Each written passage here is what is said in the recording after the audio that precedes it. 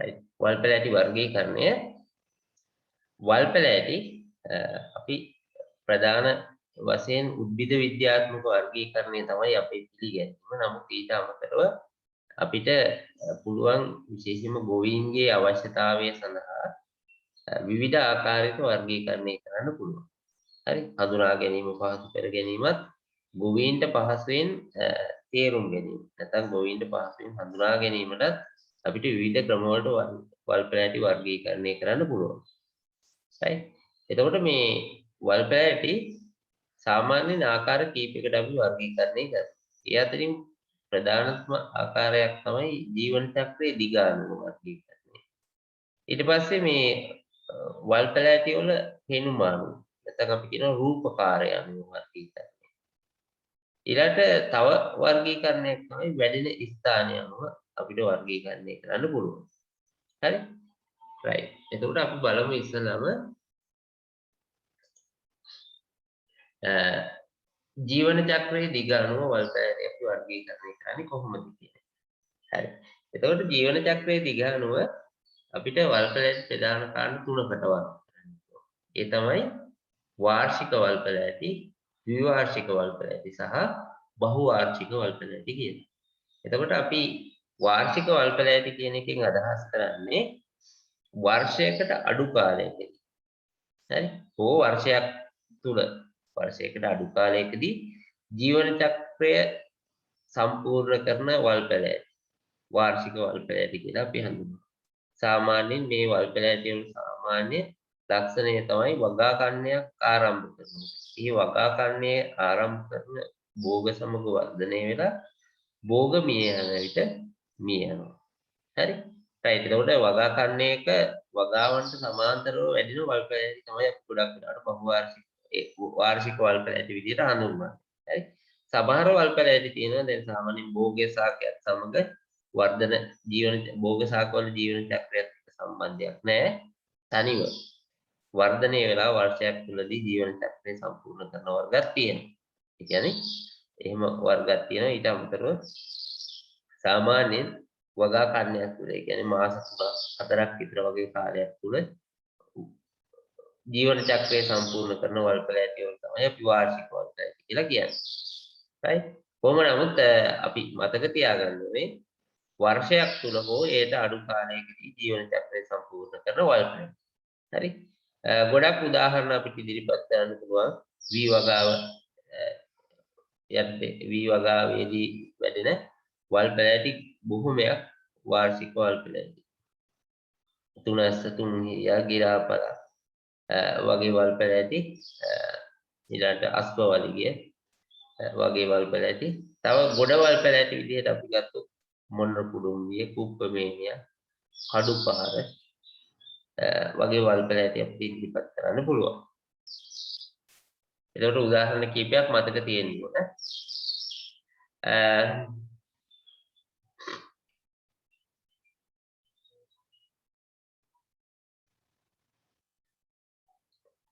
හරි ඊළඟට අපි යන් ද්විවාර්ෂික වල් පැලෑටි වලට. ද්විවාර්ෂික වල් පැලෑටි කියලා කියන්නේ වර්ෂ දෙකකට වඩා අඩු කාලයක. නමුත් වර්ෂයකට වැඩි කාලයකදී ජීවන චක්‍රය සම්පූර්ණ කරන වල් පැලෑටි වලට අපි කියනවා ද්විවාර්ෂික වල් පැලෑටි කියලා. හරි? බොහෝ විට මේ වල් පැලෑටි වල සාමාන්‍ය ලක්ෂණය තමයි පළමු අවුරුද්ද තුල වර්ධක කාලය ගත කරනවා. නැත්නම් වර්ධක වර්ධනය සිදු වෙනවා.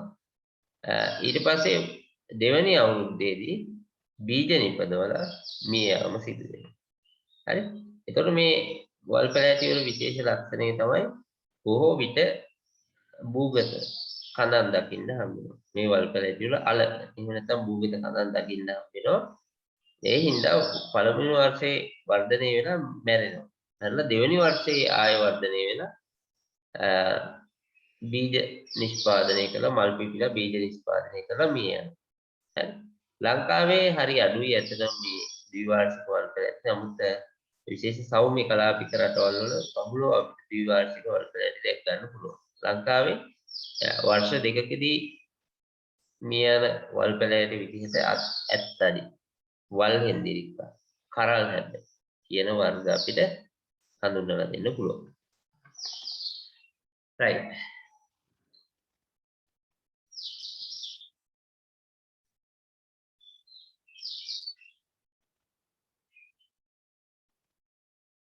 හරි ඊළඟට අපි බලමු තුන්වෙනි වර්ගයේ බහු වාර්ෂික වල් පැලෑටි. ඒකට අවුරුදු 2කට වඩා වැඩි කාල සීමාවක් ජීවත් වෙන වල් පැලෑටි අපි බහු වාර්ෂික වල් පැලෑටි කියලා හඳුන්වනවා. right. එතකොට මේ සාකවල විශේෂ ලක්ෂණය තමයි අවුරුදු 2කට වඩා වැඩි කාලයක් ජීවත් වෙනවා. ඒ වගේම තමයි වැඩි වාර ගණනක් මල් පිපිලා බීජ නිෂ්පාදනය කරනවා. හරි.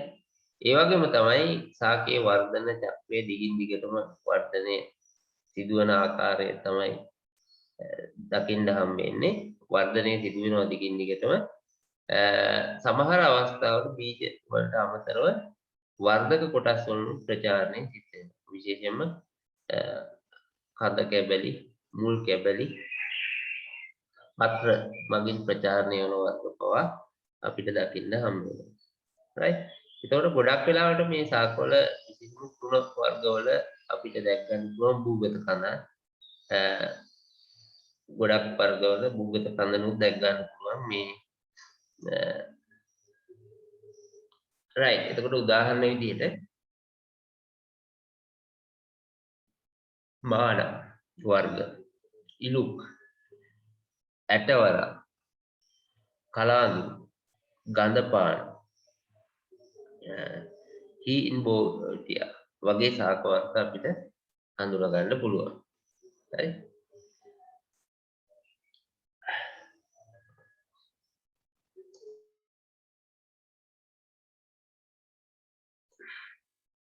හරි right. අපි ඊළඟට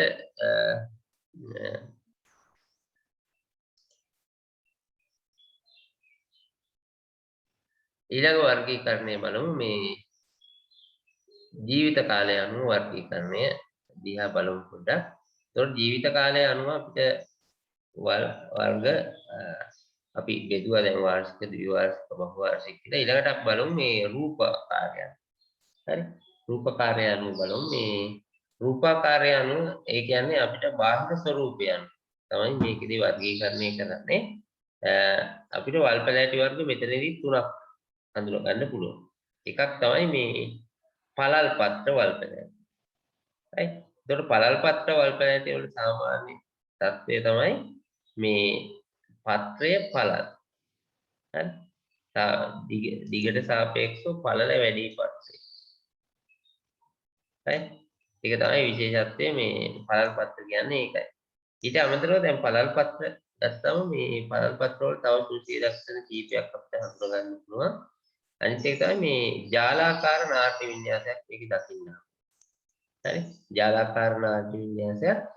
ඒතකොට පළල් පත්‍ර වල් පැලෑටි වල කඳ ගත්තම කඳේ අපිට දැක් ගන්න පුළුවන් හතරස් හෝ විවිධ ස්වරූපයේ කඳක් අපිට දැක් ගන්න පුළුවන්. ඊළඟ මුල් පද්ධතිය ගත්තා මේ ලක්ෂණ හොඳට මතක තියාගන්න. මුල් පද්ධතිය ගත්තා මුල් පද්ධතියේ විශේෂ ලක්ෂණයක් තමයි මේවයි තියෙන්නේ මුදුන් මුල් පද්ධතිය. හරි.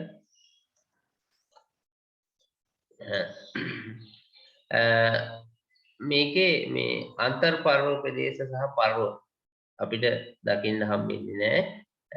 එතකොට තනින් තනින් අතු විහිදිලා යන කඳක් තමයි අපිට බොහෝ විට දකින්න හම්බෙන්නේ. විශේෂ රටාවකට අනුව පර්ව විහිදීමක් දකින්න හම්බෙන්නේ නැහැ. තුන සහ පන් වර්ගවල වගේ. right. හරි. එතකොට මේ ටික පොඩ්ඩක් මතක තියාගන්න. ලක්ෂණ ඔන්න මම කිව්ව මොකද?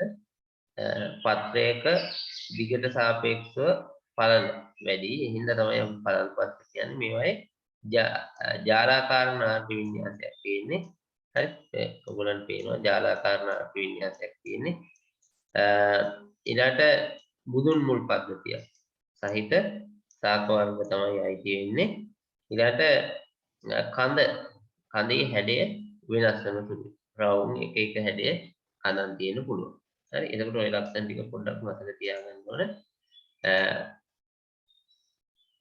පත්‍රවල ලක්ෂණ විදිහට. හරි. ඊළඟ වර්ගය තමයි තෘණ. හරි.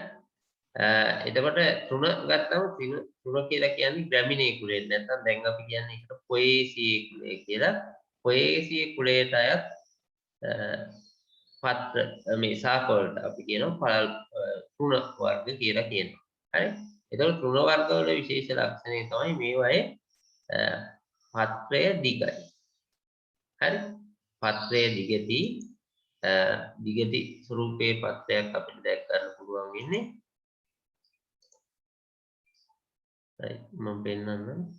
හරි. දිගටි ස්වරූපයේ පත්‍රයක් අපිට දැක් ගන්න හම් වෙන්නේ. ඒ විතරක් නෙවෙයි පත්‍රයේ පත්‍ර කොපුව කියලා. මේ දිග පත්‍රයක් දිගටි පළලට සාපේක්ෂව දිග වැඩි පත්‍ර. හරි. ඒ වගේම තමයි පත්‍ර කොපුව කියලා එකක් දැක් ගන්න පුළුවන්. හරි. ඒතකොට මෙහෙම පත්‍ර කොපුව කියලා එකක් දැක් ගන්න පුළුවන්. ඒක කඳ බදාගෙන ඉන්නවා. හරි. එහෙනම් කඳ බදාගෙන ඉන්නවා පත්‍ර කොපුව කියන එක. ඊට අමතරව මේ අපිට දැක් ගන්න පුළුවන් මේ පත්‍රයයි පත්‍ර කොපුවයි පත්‍ර තලයයි පත්‍ර කොපුවයි හම්බ වෙන තැන තියෙනවා ජිහ්වලය කියන කුඩා වියු. හරි. මෙන්න මෙතෙන්ට අපි කියන්නේ ජිහ්වලය කියලා. හරි. ජිහ්වලය කියලා කුඩා ව්‍යුහයක් දැක් ගන්න පුළුවන්. එතකොට ඒක හැම ඇත්තටම මේක සුවිශේෂී ලක්ෂණයක් නෙමෙයි මේ තෘණ වල තියෙන ජිහ්වලය කියන එක සාමාන්‍යයෙන් තියෙනවා. නමුත් නොතිබෙන අවස්ථා තියෙනවා. එතකොට මොනවාද විශේෂ ලක්ෂණ තෘණ වල? තුන එකක් තමයි පත්‍ර තලය සහ පත්‍ර කොපුව තියෙනවා. හරි. එතකොට දිගටි පත්‍ර දෙවෙනි ලක්ෂණය. පත්‍ර තලය පත්‍ර කොපුව දකින්න හම්බ වෙනවා මේ පත්‍රවල දිගටි පත්‍ර. ඊළඟට අනිත් එක තමයි මේවායේ තියෙන සමාන්තර නාට්‍ය විශ්යාසය. ඒ කියන්නේ මේ මෙහෙම දිගට විහිදිච්ච සමාන්තර නාට්‍ය වින්‍යාසයක් තමයි දකින්න හම්බෙන්නේ දෙවෙනි ලක්ෂණය. පත්‍රයේ දිගට තමයි නාට්‍ය යන්නේ. හරි. එතකොට අරකේ වගේ ජාලාකාර නාට්‍ය වින්‍යාසයක් අපිට දකින්න හම්බෙන්නේ නැහැ. ඔන්න ඊළඟ ලක්ෂණය. ඊළඟ අනිත් එක තමයි මුල් පද්ධතිය ගත්තා. මේවා මතක තියෙන්න ඕනේ. විශේෂී ලක්ෂණ මේවා තියෙන. මුල් පද්ධතිය ගත්තම මුල් පද්ධතිය තන්තු මුල් පද්ධතියක් තියෙනවා. එතකොට මෙන්න කඳ පාදස්පේන් විහිදිච්ච මුල් රාශියක් අපිට දකින්න. එතකොට අපි මේක කියන තන්තු මුල් පද්ධතියක් කියලා. හරි. එතකොට කඳ ගත්තම කඳ අනිවාර්යෙන් මේ ඕනෑම තෘණ වර්ගයක් ගත්තම සිලින්ඩරාකාරයි. කඳේ ස්වරූපය සිලින්ඩරාකාරයි. හරි. සිලින්ඩරාකාර ස්වරූපයක් දකින්න හම්බෙන්නේ කඳේ පර්ව දකින්න හම්බ වෙනවා. හරි. පර්ව කියන්නේ මොනවද? ගැට දකින්න හම්බ වෙනවා. උණ ගහක් මතක් කරගන්න උණ කියන්නේ උණ. හරි. පර්ව දකින්න හම්බ වෙනවා. එතකොට මේ පර්ව අතර අන්තර් පර්ව ප්‍රදේශයක් දකින්න හම්බ වෙනවා. කඳ ගොඩක් වෙලාවට සිදුරු ඇතුළත සිදුරු සහිත හැම එකෙම නෑ හැබැයි. ඒක සුවිශේෂී ලක්ෂණයක් නෙමෙයි. එතකොට සුවිශේෂී ලක්ෂණ තමයි තුනවල මොකද? පත්‍ර තලය සහ පත්‍ර කොපුව හම්බ වෙනවා. කඳ සිලින්ඩරාකාරයි. පත්‍රවල සමාන්තර නාට්‍ය වින්‍යාසයක් දකින්න හම්බ වෙනවා. තන්තු මූල පද්ධතිය දකින්න හම්බ වෙනවා. ඒකට ඕවා විශේෂ ලක්ෂණ. හරි. එතකොට දැන් සමහර වෙලාවට අපි කඳ කිව්වට කඳට අමතරව පුෂ්ප වංජරේ. ඇති වෙන පුෂ්ප මංජරයේ සිලින්ඩරාකාර කඳක් තමයි දකින්න හම්බ වෙන්නේ. රයිට්. එතකොට ওই ලක්ෂණ ටික අපි මේ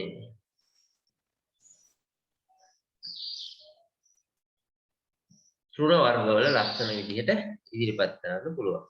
හරි. එතකොට ඊට අවතරව මට කියන්න පුළුවන් පුෂ්ප ගත්තම සංයුක්ත ඒකාක්ෂය. හරි. ඊළඟට පන් වර්ග. පන් වර්ග ගත්තම සයිපෙරේසී කුලයට අයත් වන සියලුම වල් පැලෑටි පන් වර්ග කියලා තමයි අපි කියන්නේ. හරි. සයිපෙරේසී කුලයට අයිති. එතකොට තෘණ වර්ග ගත්තම පන් වර්ග ගත්තම ප්‍රධාන වශයෙන් තෘණ වලට සමානයි. නමුත් ලක්ෂණ කීපයක් හින්දා තෘණ වලින් වෙනස් වෙනවා. රයිට්. එතකොට එකක් තමයි දැන් මේවයි කඳ තෘණ මේ පන් වර්ග වල කඳ ගත්තම කඳ සිලින්ඩරාකාරයි. හරි. කඳ මේ වගේ සිලින්ඩරාකාර හැඩයකින් යුක්තයි. කඳ හෝ පුෂ්ප මංජරි. කඳ හෝ පුෂ්ප මංජරිය සිලින්ඩරාකාරයි. ඒ වගේම තමයි මේවායේ තියෙන පත්‍ර තියෙනවනේ දිගටි සමාන්තර නාට්‍ය වින්‍යාසයක් සහිත සරල පත්ත තියෙන්නේ. හරි. එතකොට කඳට කෙලින්ම සම්බන්ධ වෙනවා. මේ වයේ අපිට දකින්න හම්බෙන්නේ නැහැ පත්‍ර පොකුව. හරි. කෙලින්ම කඳට සම්බන්ධ වෙනවා. නමුත් පත්‍ර පොකුවක් කියන එකක් අපිට දකින්න හම්බෙන්නේ නැහැ. හරි. ඒකත් විශේෂත්වයක්. එතකොට මේ වයේ මේ ඍණ වර්ගවල වගේම තන්තු මූල පද්ධතියක් තියෙනවා. right. එතකොට මේකේ සුවිශේෂී ලක්ෂණ තමයි මොකද්ද? සරල පත්‍ර පොකුවක් නැති පත්‍ර දකින්න හම්බ වෙනවා. එතකොට කඳ හෝ පුෂ්ම මංජරයේ සිලින්ඩරාකාරයි. ඊට අමතරව විශේෂ ලක්ෂණයක් තමයි ජාලා මේ සමාන්තර නාට්‍ය වින්‍යාසයක් තියෙනවා. ඒකට සමාන්තර නාට්‍ය වින්‍යාසයක් සහ තන්තු මූල පද්ධතියක් කියන එක තුන සහ පන් වර්ග කියන දෙකටම පොදු ලක්ෂණයක් විදිහට අපිට හඳුන්වන්න පුළුවන්. හරි. right. එතකොට දැන් අපි මේ තුන වර්ග වලට උදාහරණ ගත්තාම අපිට විශාල ප්‍රමාණයක් ඉදිරිපත් කරන්න පුළුවන් වල් පැලෑටි තුන වර්ග. right. එතකොට විශේෂයෙන්ම අපි කතා කරන වල් පැලෑටි ගත්තොත් එහෙම මාන, ඉලුක්, මාන ඊට පස්සේ ඉලුක් ඊට අමතරව ඇටවර, බැලතන, ඊතන, හාතන, පුටුතන, මයුරතන ඊට පස්සේ කුවේනිතන ඔය වගේ සියලුම ඒවා ඇවිල්ලා තුන වර්ග. හරි. තන කියන නම සාමාන්‍යයෙන් අපි උපයෝගී කරගන්නවා මේ තුන වර්ග හඳුන්වන්න. හරි.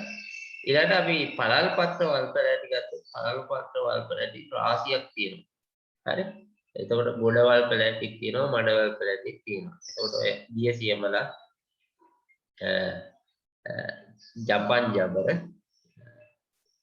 වගේ වල් පැලෑටි ඇවිල්ලා මඩ වල් පැලෑටි කියලා අපිට දකින්න. ඊළඟට ගොඩ වල් පැලෑටි විදිහට මොනර කුරුපිය, කුප්පමේනියා, සුලන්තලා, කඩුපහර, බලු නගුට වගේ වල් පැලෑටි පළල් පත්‍ර වල් පැලෑටි විදිහට අපිට දැක් ගන්න.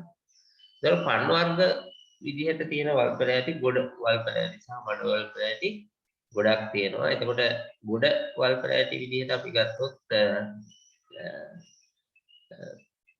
මේ වල් පැලෑටි වර්ග කීපයයි අපිට හම්බෙන්නේ. නමුත් මඩ වල් පැලෑටි ගොඩක් තියෙනවා.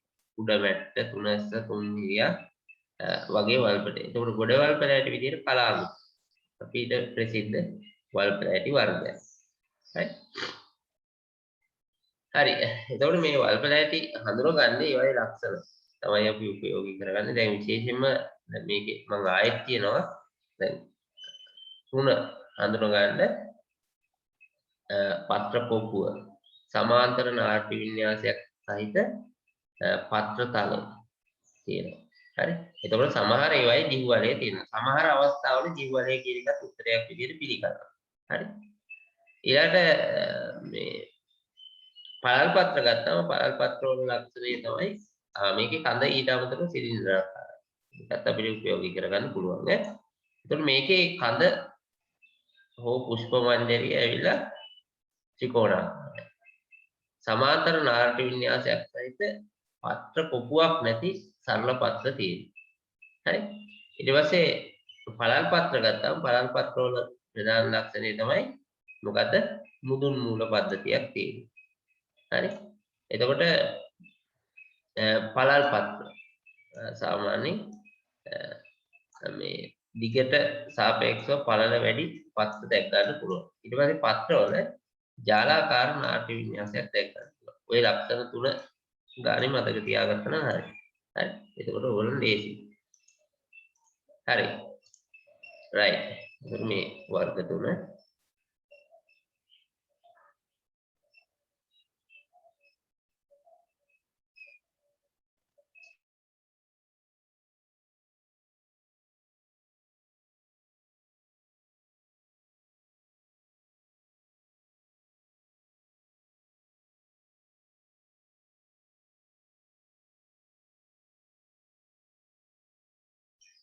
හරි. අපි ඊළඟ වර්ගීකරණය බලමු. තුන්වෙනි වර්ගීකරණය වැඩෙන ස්ථානය අනුව වර්ගීකරණය කරන්න පුළුවන්. ඒකට වැඩෙන ස්ථානය අනුවත් අපිට කාණ්ඩ තුනකට වල් පැලෑටි වර්ගීකරණය කරන්න පුළුවන්. ඒතර පළවෙනි වර්ගය තමයි ගොඩ බිම වැඩෙන වල් පැලෑටි. ගොඩබිම වැටෙන වල් පැලෑටි කියලා කියන්නේ හොඳ ජල වහනයක් සහිත උස් බිම් වල වර්ධනය වෙන වල් ප්‍රමාණය. වල් පැලෑටි. එතකොට මේවා සාමාන්‍යයෙන් ගොඩක් හාඩි. ඒ කියන්නේ මේ අහිතකර ඒ කියන්නේ නියඟ තත්ත්වයක් තේ වර්ධනය වෙන්න පුළුවන් පැලෑටි. විදිහට තමයි මේ වල් පැලෑටි අපිට හඳුන්වන්න පුළුවන්. හරි. එතකොට ගොඩක් වෙලාවට භෝග ශාක මැරුණත් මේ වල් පැලෑටි සෑහෙන කාලයක් ජලයේ හිඟ තත්ත්වයක් තේ හොඳින් වර්ධනය වෙනවා. එතකොට කුප්පමේනිය, මොන්න කුළුම්බිය, හුලන්තල, හරි කඩු පහර. ඊළඟට බහුවාර්ෂික වල් පැලෑටි විදිහට අපි ගත්තොත් ඔය බෝවිතිය, හීම් බෝවිතිය. හරි. ඊළඟට කලාඳුරු වගේ තුනවර්ග මාන මේ වර්ගයට අයිති වෙනවා. හරි. ගොඩ වැවෙන වල් පැලෑටි. ඊළඟට මඩ වැවෙන වල් පැලෑටි. එතකොට අපි මඩ වැවෙන වල් පැලෑටි කියන්නේ ජලජ පරිසරයක් නොවුනත් මඩ සහිත ස්ථානවල හොඳින් වර්ධනය වෙන විශේෂ කුඹුරු වල හොඳින් වර්ධනය වෙන වල් පැලෑටි වලට තමයි අපි මඩ වල් පැලෑටි කියලා කියන්නේ. එතකොට වල් කරාබු, බජිරි, තුනැස්ස, දියසියමල, මාරු, තුන්හිරිය, කොක්මොට, ගිරාපර. හරි. වගේ වල් පැලෑටි ඇවිල්ලා මඩ වැවෙන වල් පැලෑටි. එතකොට යෝධ නිදි කුම්භා කියන වර්ගයක් මඩ වල් පැලෑටියක් විදිහට තමයි හඳුනගෙන තියෙන්නේ. right. හරි ඒක ගහක් විදිහට වැටුණාට මඩ වැවෙන වල් පැලෑටි. ඊළඟට තුන්වෙනි වර්ගය තමයි මේ ජලජ වල් පැලෑටි. right. එතකොට මේවා සම්පූර්ණයෙන්ම ජලජ පරිසරයක වැඩෙන වල් පැලෑටි. එතකොට මේවයි මුල් මඩට සම්බන්ධ වෙලා වර්ධනය වෙනවා හරි අඩුයි. නමුත් සමහර වර්ග තියෙන මුල් මඩට සම්බන්ධ වෙලා වර්ධනය වෙන වර්ග සමහර ඒවා නිදහසේ පාවෙමින් වර්ධනය වෙනවා. එතකොට මේවත් අපිට අවශ්‍ය නම් කොටස් තුනකට බෙදන්න පුළුවන් මේ ජලජ වල් පැලෑටි. ඒ තමයි ජලයේ දැන් ජලජ පරිසරයක් ගත්තොත් මේ ජලජ පරිසරයේ සමහර වර්ග තියෙනවා පාවෙන. දැන් ජපන් ජබර සැල්වීනියා වගේ ගත්තොත් පාවෙන. හරි මුල් ටික ජලය තුලට වර්ධනය වෙනවා නමුත් පාවෙන.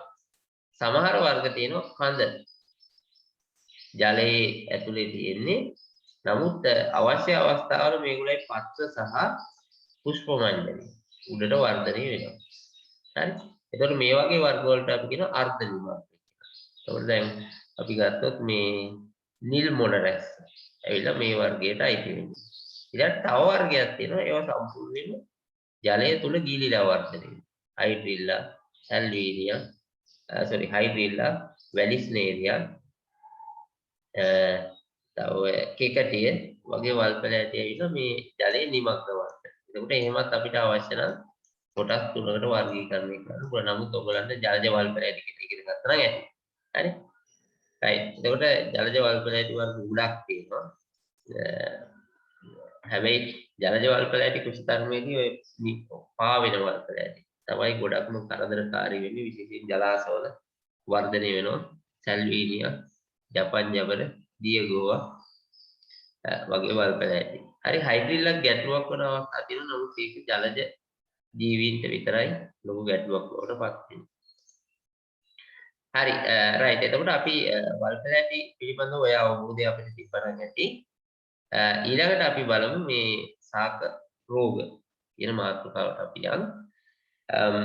ශාක රෝගයක් කියලා අපි සාමාන්‍යයෙන් කියන්නේ යම් කිසි සාධකයක් නිසා ශාකයේ කොටසක් හෝ මුළු ශාකයම සාමාන්‍ය ක්‍රියාකාරීත්වයෙන් අපගමනයක් සිදු වේ නම් එය ශාක රෝගයක් ලෙස හැඳින්විය හැකියි. හරි. right. එතකොට දැන් මෙතනදී අපගමනයක් කියලා අපි කියන්නේ වර්ධනය, ප්‍රජනනය. හරි ක්‍රියාකාරීත්වය තුල සිදුවන යම් කිසි වෙනස් වීමක්. right. එතකොට අපිට සම්පූර්ණ අර්ථ දැක්වීම කරන යම් ශාකයක වර්ධනයේ ප්‍රජනනයේ වැනි සාමාන්‍ය ක්‍රියාකාරීත්වයේ සිදුවන අපගමනයක් ශාක රෝගයක් ලෙස හැඳින්විය හැකියි. හරි. හරි. එතකොට මේ වර්ගීකරණය මතක තියාගත්තා නම් හරි. ඔයගොල්ලෝ. මොකද යම් සාධකයක් නිසා මුළු ශාකයේ හෝ ශාකයේ කොටසක් වර්ධනයේ ක්‍රියාකාරීත්වය වගේ සාමාන්‍ය ක්‍රියාකාරීත්වයෙන් වෙනස් වීම ශාක රෝගයක් ලෙස හැඳින්විය හැකියි. හරි. right. එතකොට දැන් අපි තේරෙනවා සාක රෝගයක් කියන එක යම් කිසි සාධකයක් නිසා ඇතිවන භෞතික කායික වෙනස්කම. සාකයේ ඇතිවන යම් කිසි සාධකයක් නිසා සාකයේ ඇතිවන භෞතික කායික වෙනස්කමක් කියන එක අපිට වැටහෙන්න ඕන. right. එතකොට දැන් සාක රෝගයක් ගත්තම සාක රෝගයක් ඇතිවීම සඳහා වැදගත් වෙනවා.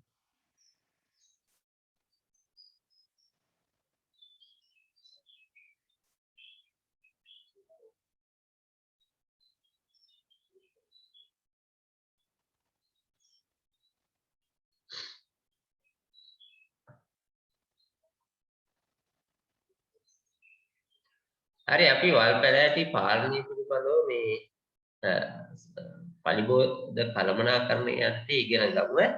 එතකොට මම කියලා දෙන්නම් වල් පැලෑටි කොහොමද ද්විවාර්ෂික වල් පැලෑටි පාලනය කරන්න කියලා. හරි එතකොට අපි මේ එතකොට දැන් රෝගයක් ගත්තම රෝගයක් ඇති වෙන්න හරි රෝගයක් ඇති වෙන්න බලපාන සාධක කීපයක් තියෙනවා. එකක් තමයි මේ ජෛව සාධක බලපාන්න පුළුවන්. හරි එතකොට අජෛව සාධක බලපාන්න පුළුවන්. right එතකොට දැන් රෝගය ඇතිවීම සඳහා බලපාන සාධකයට අපි කියනවා කාරකය. දැන් මෙන්න මේක හරියට අවබෝධ කරගන්න. හරි කාරකය කියලා කියනවා. හරි එතකොට දැන් රෝගය ඇතිවන සාධක අපි කියනවා ධාරකයා කියලා කියනවා. හරි එතකොට මේ රෝග කාරකයා තුල වර්ධනය වෙන්නේ සුදුසු පරිසර තත්ත්ව ලැබුණොත්. සුදුසු පරිසර තත්ත්ව ලැබුණොත් තමයි ධාරකයා තුල වර්ධනය වෙන්නේ.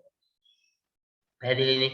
හරි එතකොට මේ තුන් දෙනා එකතු වුණොත් තමයි යම් අවස්ථාවක සාකයකට රෝගයක් ඇති වෙන්නේ.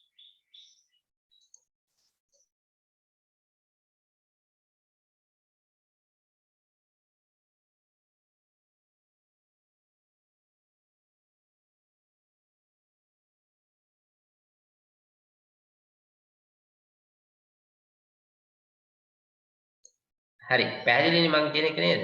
දැන් රෝගයක් ඇති වෙන්න නම් ධාරකයක් ඉන්න ඕන, රෝග කාරකයක් තියෙන්න ඕන. ඒ වගේම තමයි සුදුසු පරිසර තත්ත්ව තියෙන්නේ.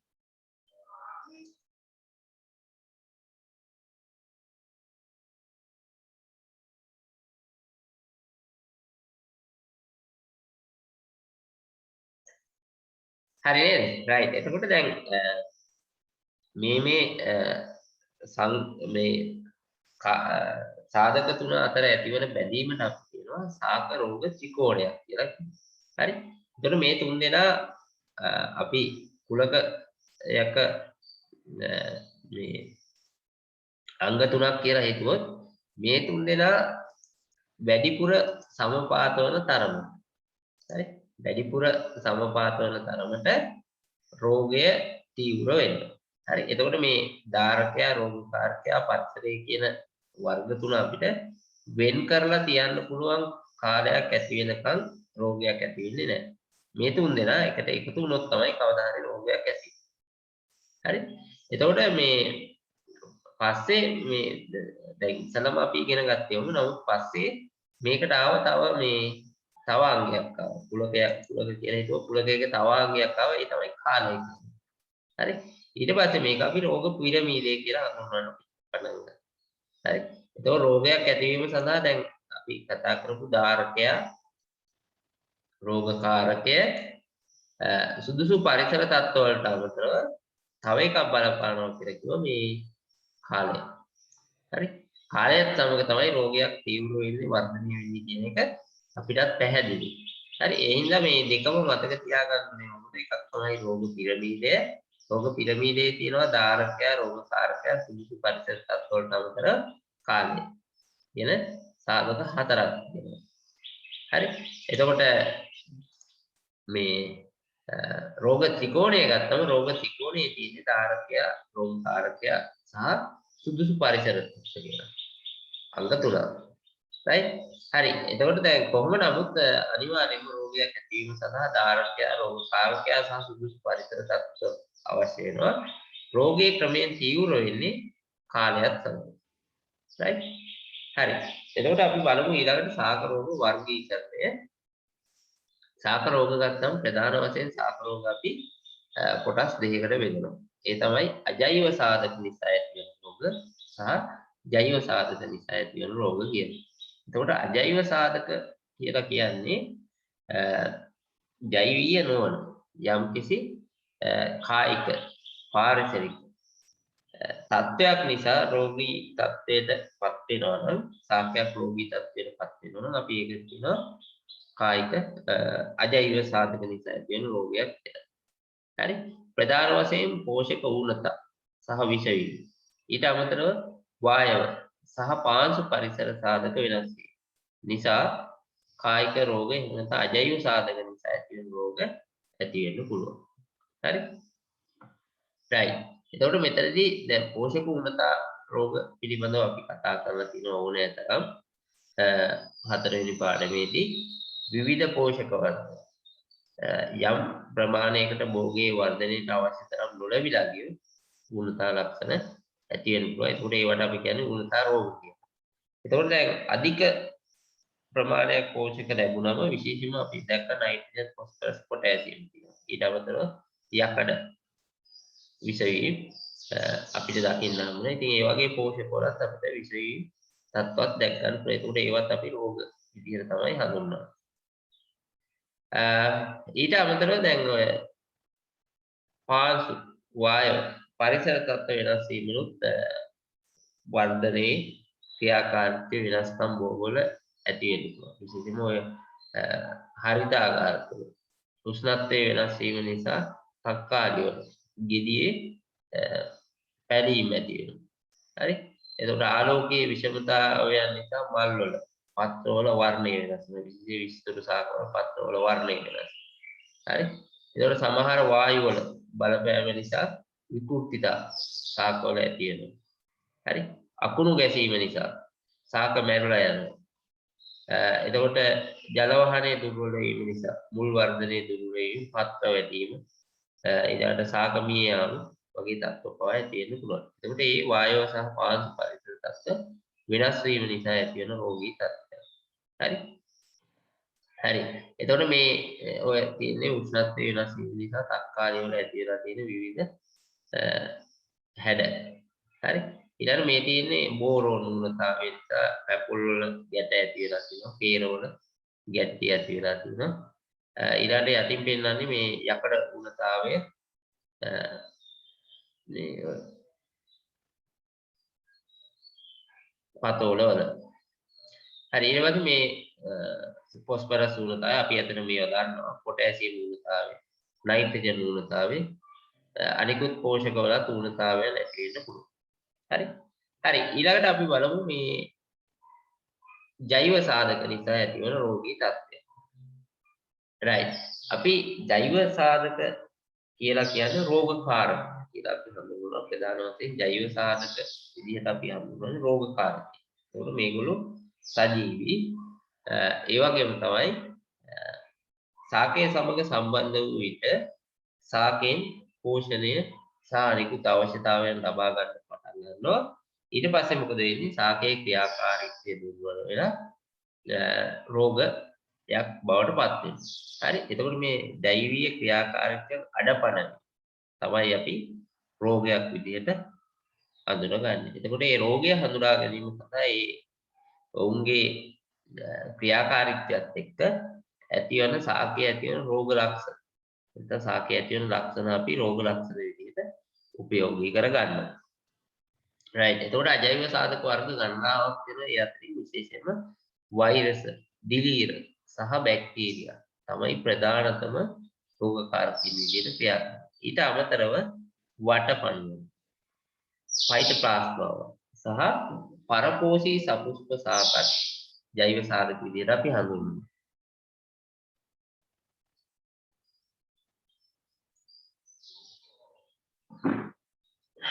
හරි. right. එතකොට අපි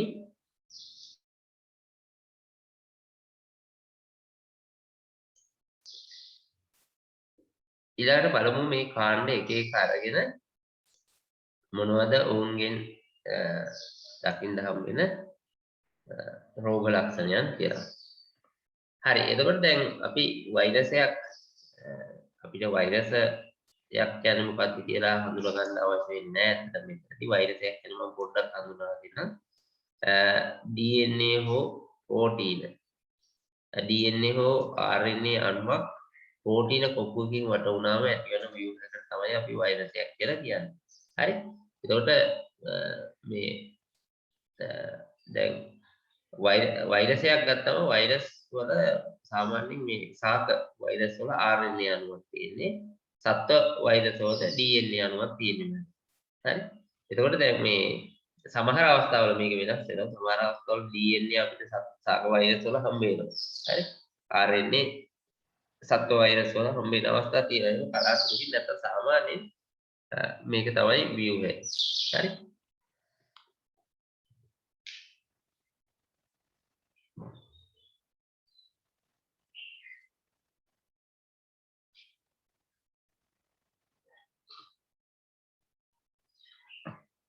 හරි. එතකොට දැන් මේ වෛරස් වල සාමාන්‍ය ස්වභාවය තමයි මේක අර සෛලවල ප්ලාස්මා පටලය එක්ක සම්බන්ධ වෙනවා. හරි. යම් කිසි ව්‍යුහයක් කරා ප්ලාස්මා පටලය එක්ක සම්බන්ධ වෙනවා සෛලයක. සම්බන්ධ වෙලා මේ සෛලය තුළට මේගොල්ලෝ DNA හෝ RNA වල ඇතුල් කරනවා. ඇතුල් කරලා සෛලයේ තියෙන ඔක්කොම රිසෝසස් පාවිච්චි කරලා න්‍යෂ්ටියේ තියෙන DNA පාවිච්චි කරලා මේගොල්ලෝ මේ ඉස්සරම DNA අණු එහෙම නැත්නම් RNA අණු හදා ගන්නවා විශාල ප්‍රමාණයක්. හරි හදාගෙන ඊට පස්සේ අණු ප්‍රෝටීන සකස් කරගෙන මේ වටේට හදලා වෛරස් අණු විශාල ප්‍රමාණයක් එකවර නිෂ්පාදනය කරගන්න. එතකොට මොකද වෙන්නේ? සෛලය විනාශ වෙලා යනවා. ඉතින් මේක එක සෛලයකින් 10000 වෛරස් අණු නිෂ්පාදනය කරගත්තොත් එක වෛරසයක ඊළඟ පාර 10000ක් අපේ මේ කියන්නේ අදාළ ශාකයේ එහෙම නැත්නම් සත්වයාගේ සෛල විනාශ වෙලා යනවා. මේ විදිහට ශීඝ්‍රයෙන් වර්ධනයක් වෙනවා මේ වෛරස් කියන ඒවා. ඒ හින්දා දැන් සාමාන්‍යයෙන් වෛරස් රෝගයක් දින කිහිපයක් තිබුණා. සති කිහිපයක් ඇතුළත සම්පූර්ණ ශාකයම විනාශ කරන්න පුළුවන්. අනිත් එක තමයි වෛරස් කියන්නේ අපි ඇත්තටම මම ජීවියෙක් විදිහට හැඳින්වුවාට ජීවී කාරකයක් විදිහට හැඳින්වුවොත් මේකේ සමහර ලක්ෂණ ජීවී ලක්ෂණ සමහර ඒවා අජීවී ලක්ෂණ. දැන් උදාහරණයක් දෙන්න මේගොල්ලෝ හුස්ම ගන්න. අපි හුස්ම ගැනීම කියන එක නැත්නම් ශ්වසනය කියන එක ජීවීන්ගේ ලක්ෂණයක් විදිහට නේ හඳුන්වන්නේ. නමුත් වෛරස් හුස්ම ගන්නේ නැහැ. ඒ වගේම තමයි වෛරස් ස්පටිකීකරණය කරන්නේ. එහෙම සාමාන්‍යයෙන් ජීවියෙක් ස්පටිකීකරණය කරන්න බෑ. හරි මේගොල්ලෝ ඉතින් මේ ජීවී ලක්ෂණ විදිහට ගන්නේ ගුණණය වෙනවා. සජීවී සෛල අනිවාර්යෙන් ගුණණය වීම සඳහා අවශ්‍ය වෙනවා. එහෙනම් ජීවි කියලා අපි කියනවා. රයිට්? හරි. එතකොට මේ වෛරස් ගත්තම වෛරස් වල ප්‍රධාන රෝග ලක්ෂණ විදිහට අපිට දැක් ගන්න පුළුවන් රෝග ලක්ෂණ කීපයක් තියෙනවා. එකක් තමයි හරිතක්ෂීය රිෂ්ඨ. ඒ කියන්නේ කහ පාට ලප ඇති වෙනවා. හරි හරිතක්ෂීය රිෂ්ඨ කියලා කියන්නේ කහ පාට තනින් තන ලප ඇති වෙනවා. මේවයි ලපෝලි විස්තම්භය මිලිමීටර 1.4ක් අතර වෙන්න පුළුවන්. ඒකෝර අපිට පත්‍රයක් මත කඳේ ඇතිනොත් සුදු මේ කහ පාට තිත් හැමතැනම දකින්න පොඩි තවනෙන් මේ සෙන්ටිමීටර් මිලිමීටර කීපයක් විශාල තිත් දකින්න හම. ඒකෝර මේකට හේතුව තමයි මේ පටක බිඳ වැටීම නිසා හරි ප්‍රද බිඳ වැටීම. හරි ඊළඟට නෙක්‍රොසිය ලප ඇති වෙන්න පුළුවන්. ඒ කියන්නේ දැන් තනින් තන මේ දුඹුරු පාට මැරිච්ච තැන් ඇති වෙනවා. හරි කහ පාට නෙවෙයි දුඹුරු පාට වෙනවා. කහ පාට වෙලා දුඹුරු වෙනවා. එතකොට මෙතන මේ තැන් වල සෛල මැරීම නිසා තමයි ඒක සිද්ධ වෙන්නේ. හරි එතකොට දැන් අපි ගත්තොත් මේ වගේ පත්‍රයක තැනින්තර දුඹුරු සාමාන්‍ය මිලිමීටර 3ක් විතර විශාලත්වයේ ගොඩක් ලොකු වෙන්නේ නැහැ. ඒ වගේ පොඩි තිත් දුඹුරු පාට තිත් දැක් ගන්න පුළුවන් මැරුණු ලප. හරි නෙක්‍රොසි කියලා අපි කියනවා මැරුණු ලප කිව්වත් හරි පිළිසුණු ලප කිව්වත් හරි. ඊළාට මුදු ලප දකින්න. හරි එතකොට මේකෙදි තියෙන්නේ දැන් විශේෂයෙන් පත්‍රවල පළවල අපිට දැක් ගන්න පුළුවන් මේ ඔය වගේ මේ රවුම් ලප. හරි එතකොට මේක සාමාන්‍ය විස්කම්භයේ සෙන්ටිමීටරයක් විතර වගේ ප්‍රමාණයක මුදු ලප. ඒ කියන්නේ හයිය නෑ ලප දැක් ගන්න පුළුවන්. හරි එතකොට මේ මීට අමතරව V වල එහෙමත් දැක් ගන්න පුළුවන් අපිට. හරි පැපොල් වල දැක් ගන්න පුළුවන්. ඊළඟට මේ විචිත්‍ර තත්ත්වය. ඒ කියන්නේ මේ පත්‍ර කහ පාට වෙනවා. තැනින් තැන. ඒතකොට විශේෂ රටාවක් නෑ. දැන් අපි ඌනතා රෝගවලදී විචිත්‍ර තත්ත්වය දැක්කනේ. ඒතකොට ඒකෙදි වගේ දැන් අර උදාහරණයක් විදිහට අපි ගත්තොත් දැන් මැග්නීසියම් ඌනතාවය ගත්තොත් නාර්ටි කොළ පාටයි. පත්‍රය කහ පාටයි. නමුත් දැන් මේ මොනවද මේ වෛරස් නිසා ඇති වෙන විචිත්‍ර තත්ත්වෙදී එහෙම නෑ. ඕව හැමතැනම කහ පාට ලබ දැරින්ද. අනිත් ටික කොළ පාටයි තැනින් තැන කහ පාටයි. හරි? ඔය වගේ තත්ත්වයක් අපිට දැක් ගන්න පුළුවන් මේ විචිත්‍ර තත්ත්වය මොනවද? වෛරස් නිසා ඇති වෙන.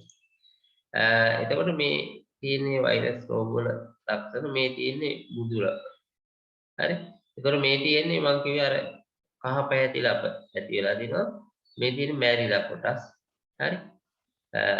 මේ වගේ දකින්න පුළුවන්. හරි? ඊට පස්සේ මේ ඔය පත්‍ර සම්පූර්ණයෙන් කහ පෑවීම කියන තත්ත්වයක් වැඩිපුර දැක් ගන්න පුළුවන්. ඊට අමතරව විශාල වෛරස් වල රෝග ලක්ෂණ ගණනාවක් අපිට දැක් ගන්න පුළුවන්. පත්‍ර රැලි ගැසීම මේ උඩදී අපි දැක්කා නේද? මේ වගේ පත්‍ර රැලි ගැහිලා යන්න පුළුවන්. හරි? ඊට පස්සේ පොඩ වීම වෙන්න පුළුවන්. මෙන්න මේ වගේ පත්‍ර පොඩ වෙන්න පුළුවන්. හරි? ඊට පස්සේ කඳේ හෝ පත්‍රවල ඉදි ඇති වෙන. ඔය මේවයි තියෙන වී වල තුනාකාර කුණු වීම සහ මේ ඊට පස්සේ මේ බඩේරින් වල අපිට දැක් ගන්න පුළුවන් සුදු පැහැති ඉරි විශේෂයක් දැක් ගන්න පුළුවන්. ඊට පස්සේ මේ කඳ ඉදි වීම. කරල් බීජ පත්‍ර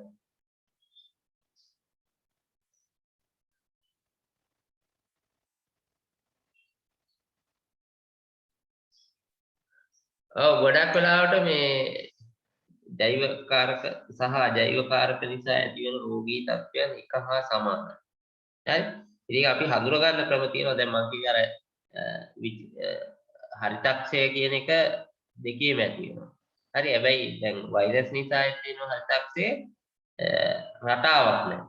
පර්වත පත්‍රවල ලපටි පත්‍රවල ඊට පස්සේ පත්‍රයේ විවිධ තැන්වල ඇති වෙනවා. නමුත් අර ඌනතාවලදී ඒවයි විශේෂ රටාවක් තියෙනවා මේ හරිතක්ෂය ඇති වෙන. ඉතින් ඒවයින් දැන් උදාහරණයක් ගත්තොත් අන්තර්නාට්‍ය නේද?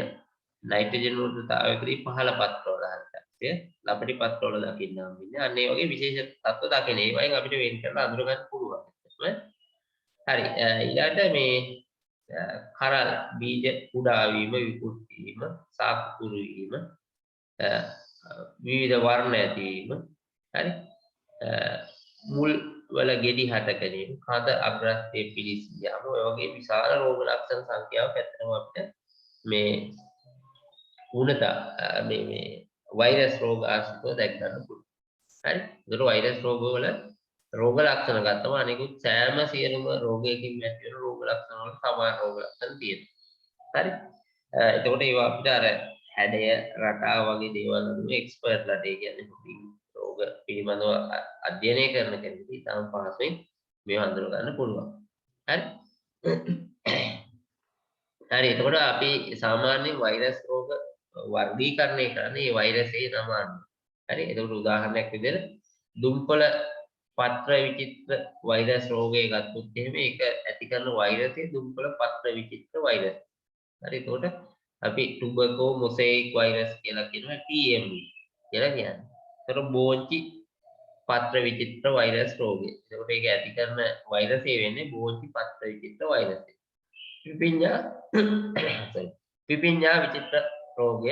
එතකොට ඇති කරන්නේ පිපිඤ්ඤා විචිත්‍ර වෛරසය. බණ්ඩක්කා කහවන් නාටි රෝගය ඇති කරන්නේ බණ්ඩක්කා කහවන් නාටි වෛරසය. කෙසෙල් වද පීම්දීමේ රෝගය ඇති කරන්නේ කෙසෙල් වද පීම්දීමේ වෛරසය. පැපොල් මුදුපුල්ලි වෛරසය රෝගය ඇති කරනවා. මුදුපුල්ලි වෛරස් රෝගය ඇති කරනවා. සිට්‍රස් ටිස්ටසා වෛරසය දෙහි කුලයේ සාකොළ සිට්‍රස් ටිස්ටසා වෛරස් රෝගය ඇති කරනවා. කෙසෙල් ඉරි වෛරස් රෝගය කෙසෙල් ඉරි වෛරසය මගින් ඇති වෙනවා. රයිට්? ඒ විදිහට නමින් තමයි රෝගය වර්ගීකරණය කරන්නේ. හරි ඊට පස්සේ අපි යන් මේ උත්තරය අපි කතා කරන්නේ වෛරස් රෝග පිළිබඳව.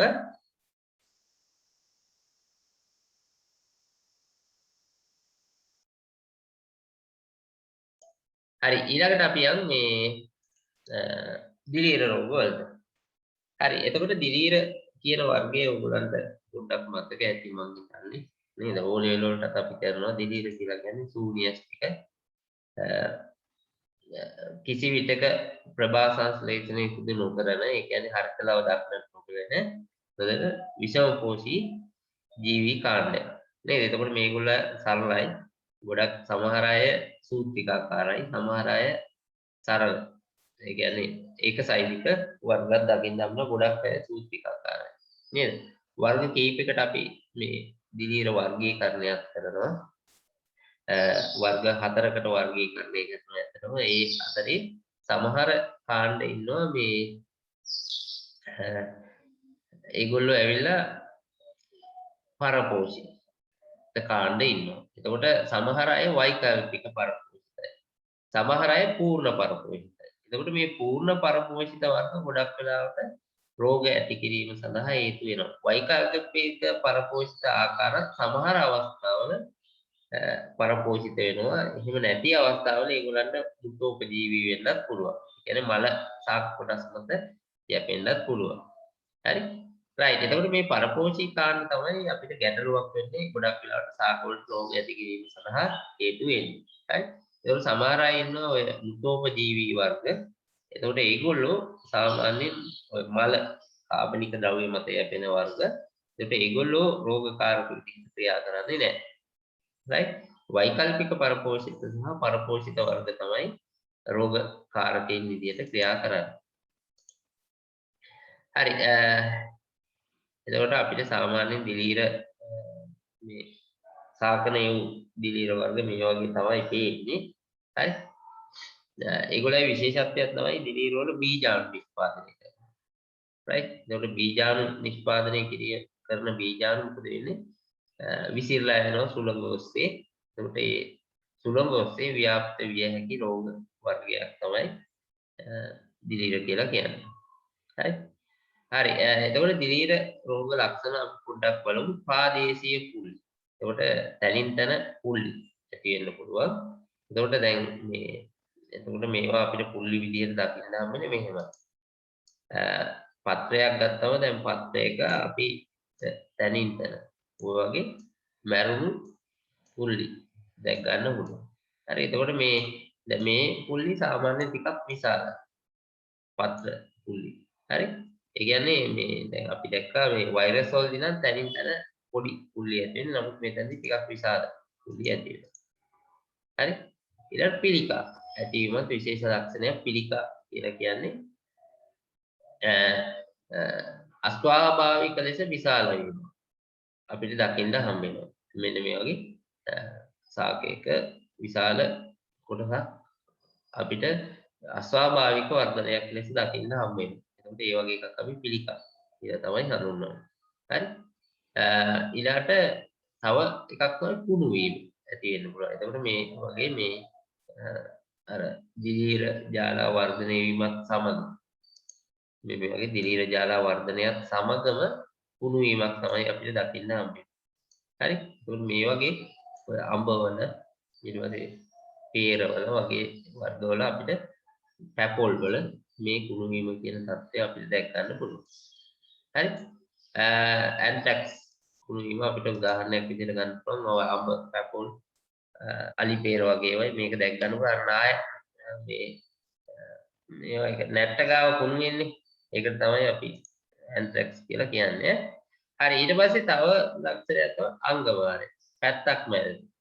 හරි එතකොට මේක මේවයි බැක්ටීරියා වලිනුත් ඇති වෙනවා. අපි බලමු බැක්ටීරියයි මේ දිලීර අංගවාරය කොහොමද අඳුරගන්නේ කියන එක වෙනස් කරලා. එතකොට මේ කොටසක් මැරෙනවා. හරි අංගවාරය කියන්නේ ඒකයි. අත්තක් මැරෙනවා. එතකොට දැන් ගොඩක් වෙලාවට මැරෙන්නේ මෙහෙමයි. අංගවාරය ඇති වෙන්නේ දිලීර ගිහිල්ලා සෛලම වාහිනී අවහිර කරන වර්ධනය. එතකොට ඒ අවහිර වීමත් එක්ක මොකද වෙන්නේ? මේ වාහිනී මගින් ජලය ගෙන යන ප්‍රදේශය මැලවිලා මැරලා යනවා. හරි. එතකොට ඒක තමයි අපිට අංගමානය විදිහට දකින්න අවසානයේදී ශාකයෙන් මැරෙනවා. මැලවීම. හරි. එතකොට මැලවීමෙදිත් වෙන්නේ මෙහෙමයි. අර මේ වාහිනී අවහිර වීම නිසා මැල වෙලා යනවා ශාකය. පස්සේ මැරෙනවා. දැන් උදාහරණය තමයි අග කඳ මූලය නැත්නම් පාදස්ථයේ කුණු වීම නිසා ඇතිවන දියමලං කෑමේ රෝගී තත්ත්වය. මේකෙදි මේ කඳ පාදස්ථය කුණු වෙනවා. එතකොට මේ කුණු වීමත් එක්ක මොකද වෙන්නේ? ශාකය මැරෙනවා. හරි. පැල වලට තමයි මේ දියමලං කෑමේ රෝගී කියන එක වැඩිපුර දකින්න හම්බෙන්නේ. හරි. රයිට්. ඊට පස්සේ අපි බලමු බැක්ටීරියා රෝග.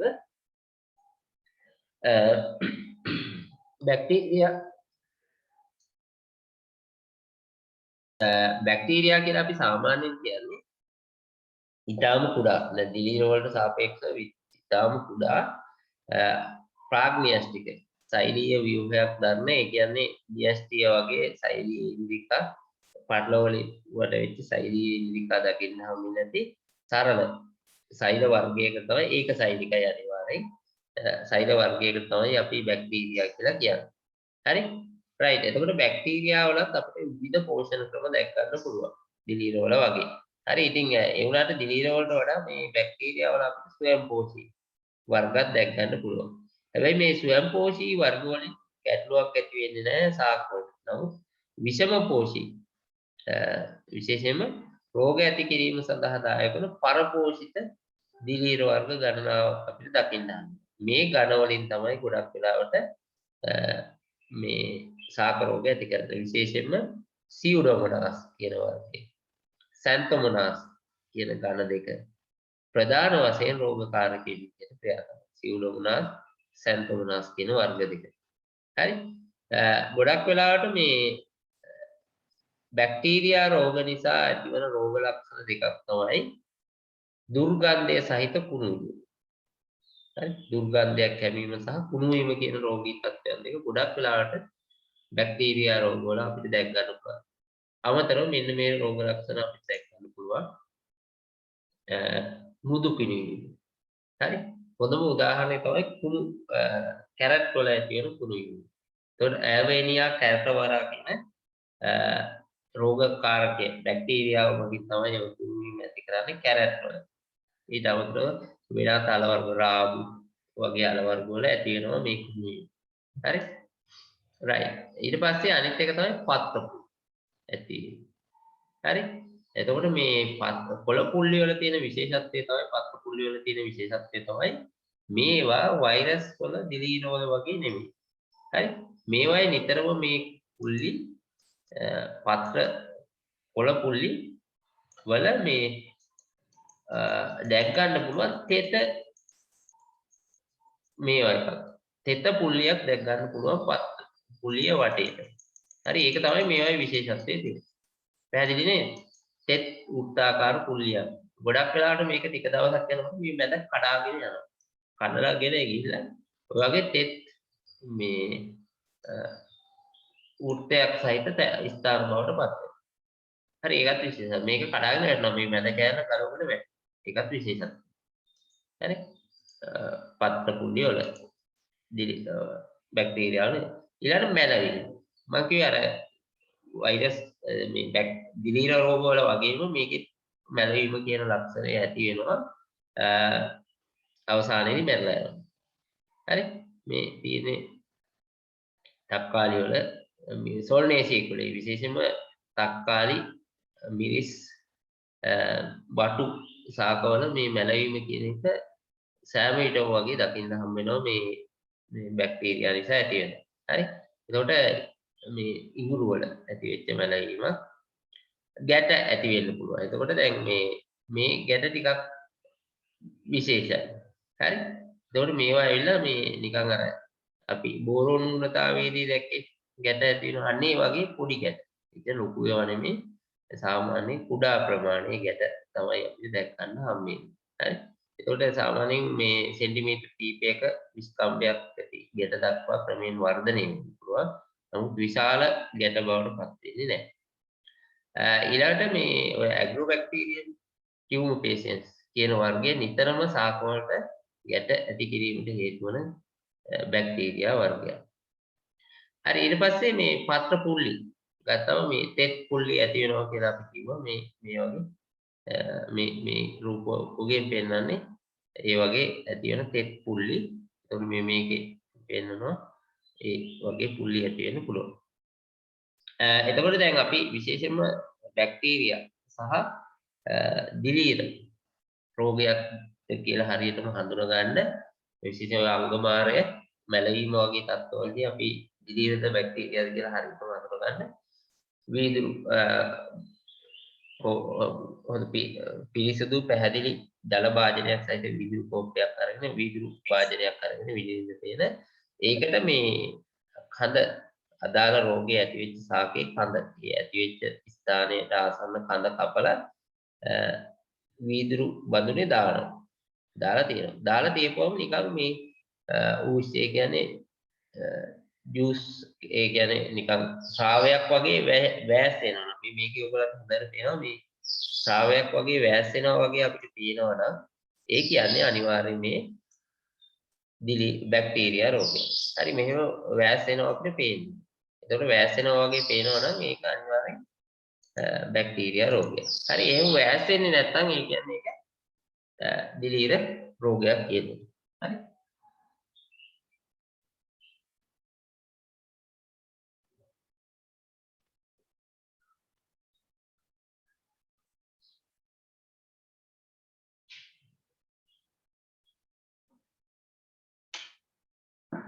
හරි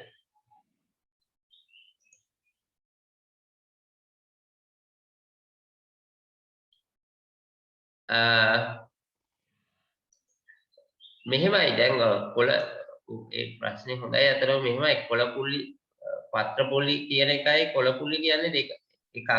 නමුත් තෙත් පුල්ලි කියලා කියන්නේ මෙහෙමයි. දැන් මේකේ පේනවනේ අපිට මේ දැන් මේ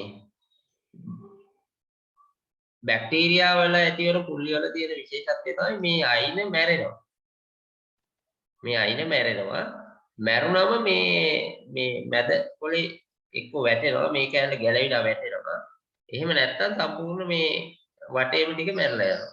දැන් එතකොට මේ දිලීර වලදී ඇති වෙන පුල්ලි වල මේ වගේ තත්ත්වයක් අපිට දකින්න හම්බෙන්නේ නැහැ. මේ වගේ මේ මැද මැරුණු ස්වරූපයක් නෙමෙයි ඒවයි දකින්න හම්බෙන්නේ පස්සේ මෙහෙම මේ දැනින් තන දුඹුරු පාට වීම.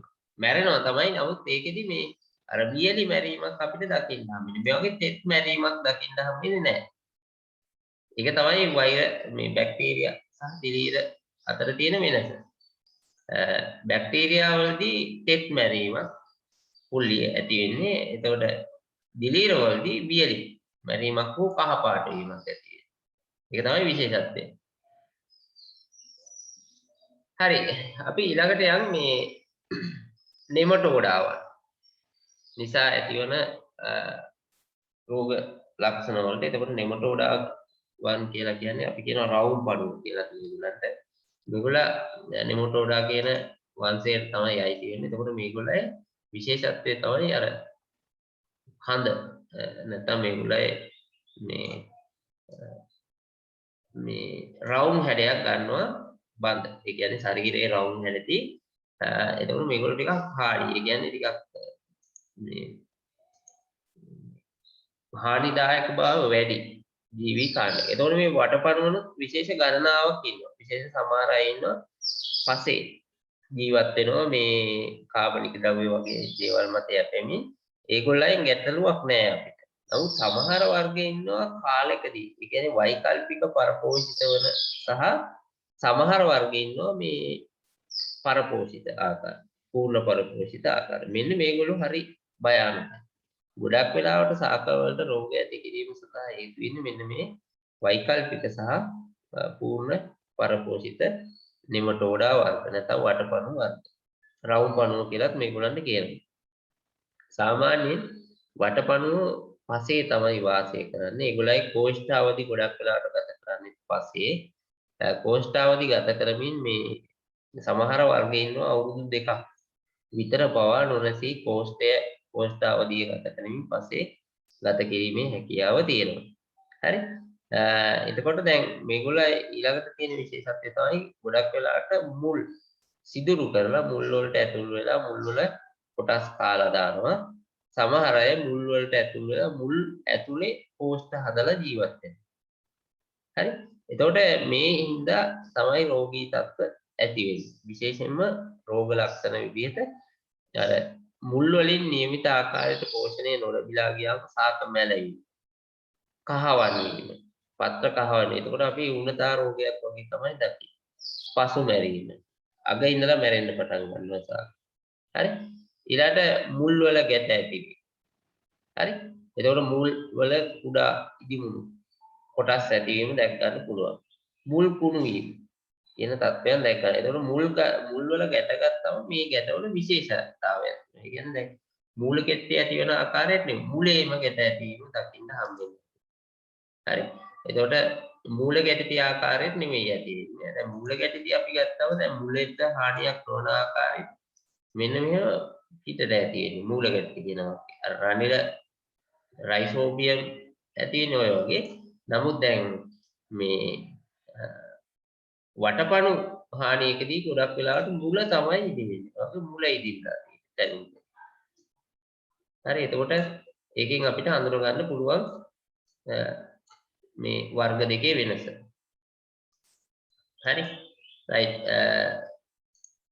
ඊළඟට අපි බලමු මේ ෆයිටෝප්ලාස්මා කියලා. තව ජීවි කාණ්ඩයක් තිබුණා.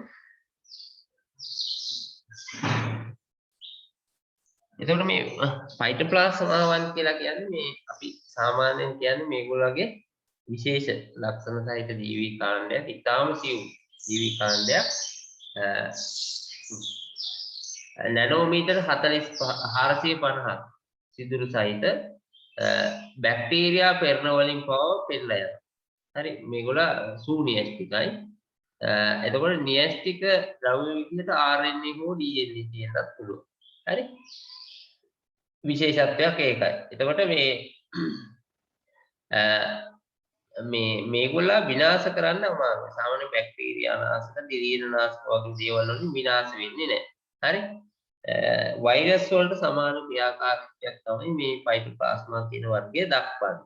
ශූන්‍යස්තික තත්ත්වයක් තිබ්බට වෛරස් හා සමාන ක්‍රියාකාරීත්වයක් තමයි දක්වන්නේ. ෆයිටෝප්ලාස්මාගේ ස්වරූපය.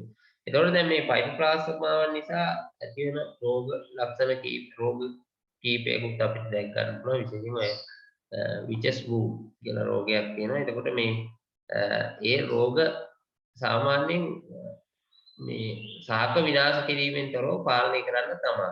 මොකද මේ වෛරස් වලට සමාන ක්‍රියාකාරීත්වයක් දක්වන හින්දා දිලීර බැක්ටීරියා නාශක වලින් මැරෙන්නේ නැහැ. right ඊට පස්සේ තව ජීවි කාණ්ඩයක් තමයි අපිට හම්බෙන්නේ මේ පරපෝෂී සපුෂ්ප සාක. හරි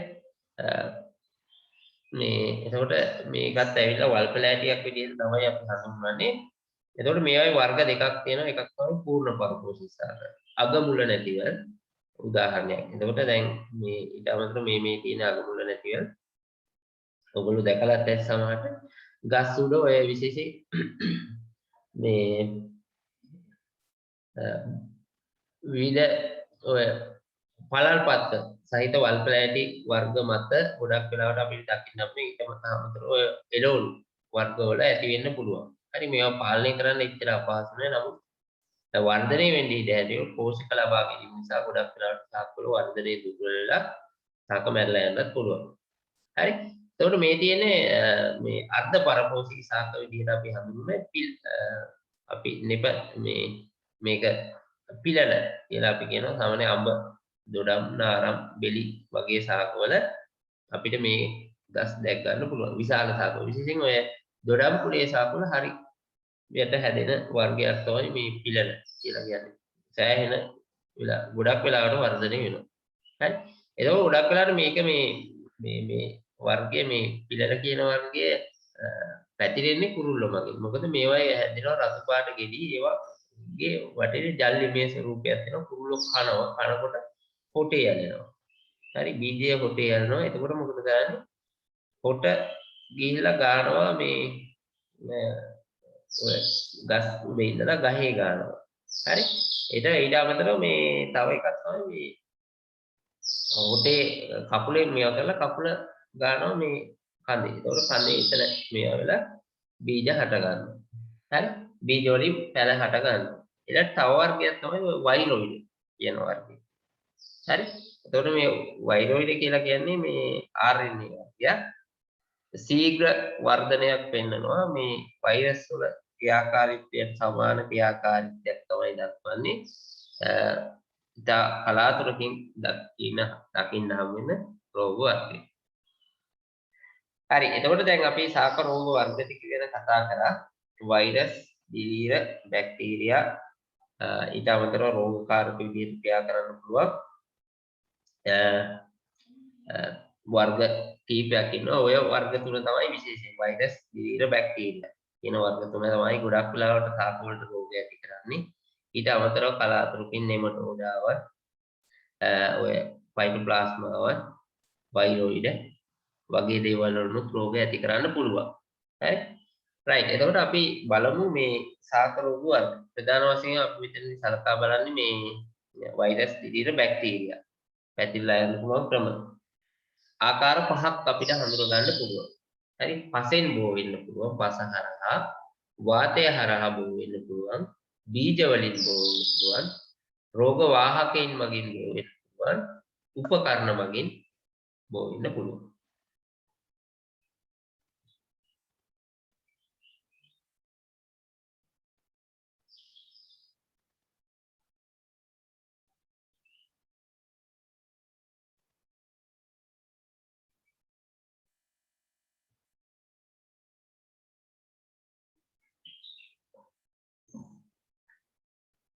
හරි. එතකොට මෙතනදී මේ අපි බලමු කොහොමද මේවා සිද්ධ වෙන්නේ කියලා ඉස්සරම් පසෙන්.